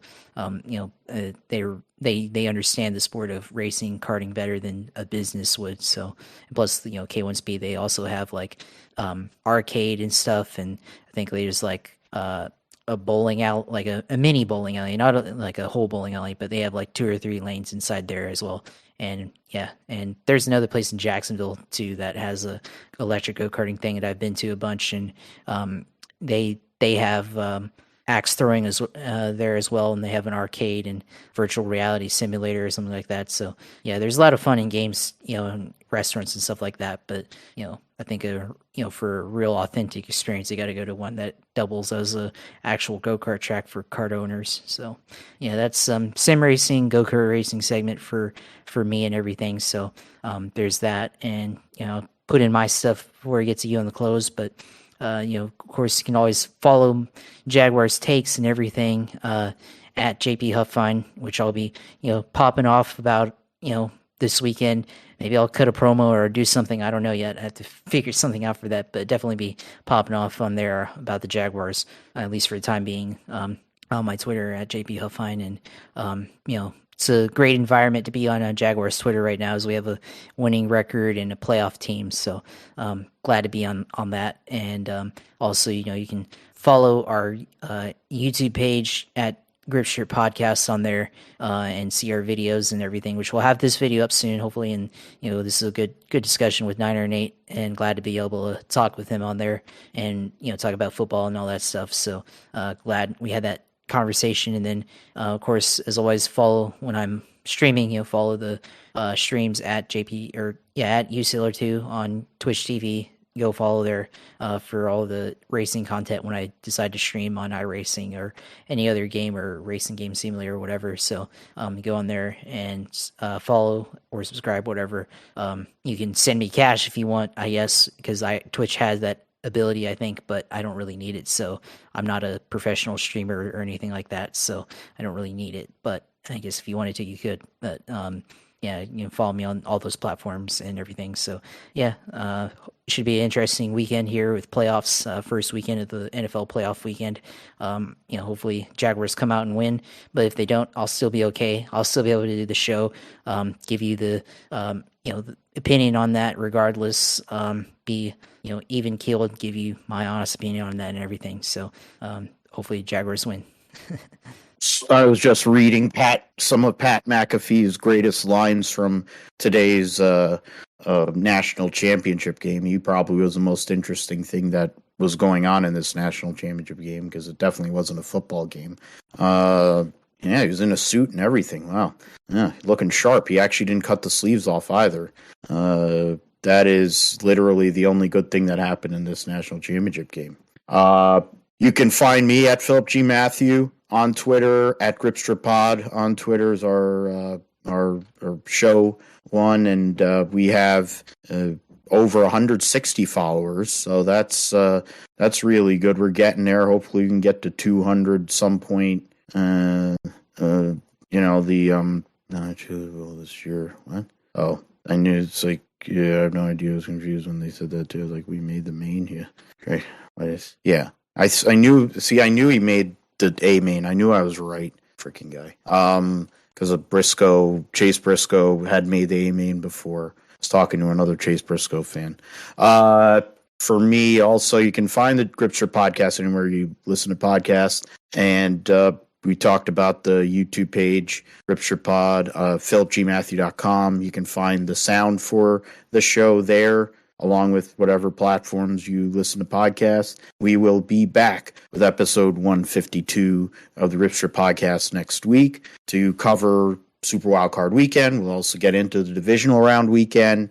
Hopefully, both of our teams are still alive, and we can talk about that. We'll get into all the news in motorsports, who won the Chili Bowl, who won at Oakland for Supercross, Formula E, etc. Getting close to the Rolex 24, of course, so going to start getting into that. Trying to see if we have any more recaps we should do, but I don't think we do. So we'll see what happens with that. Thanks to Niner Nate for coming on. and providing some great content there here on the GSP. Josh, as always, for what you do, and hopefully be careful out there and don't get crazy. Don't. I mean, if you're gonna cut a promo like a Rock promo or like Stone Cold Steve Austin, cool. Hopefully, you're not like doing the Buffalo Bills going through tables and stuff like that. So we'll see what happens. And we'll be back next week for episode 152 of the Gripstrip Podcast. For Josh, I'm Phil. Take care. God bless. Goodbye.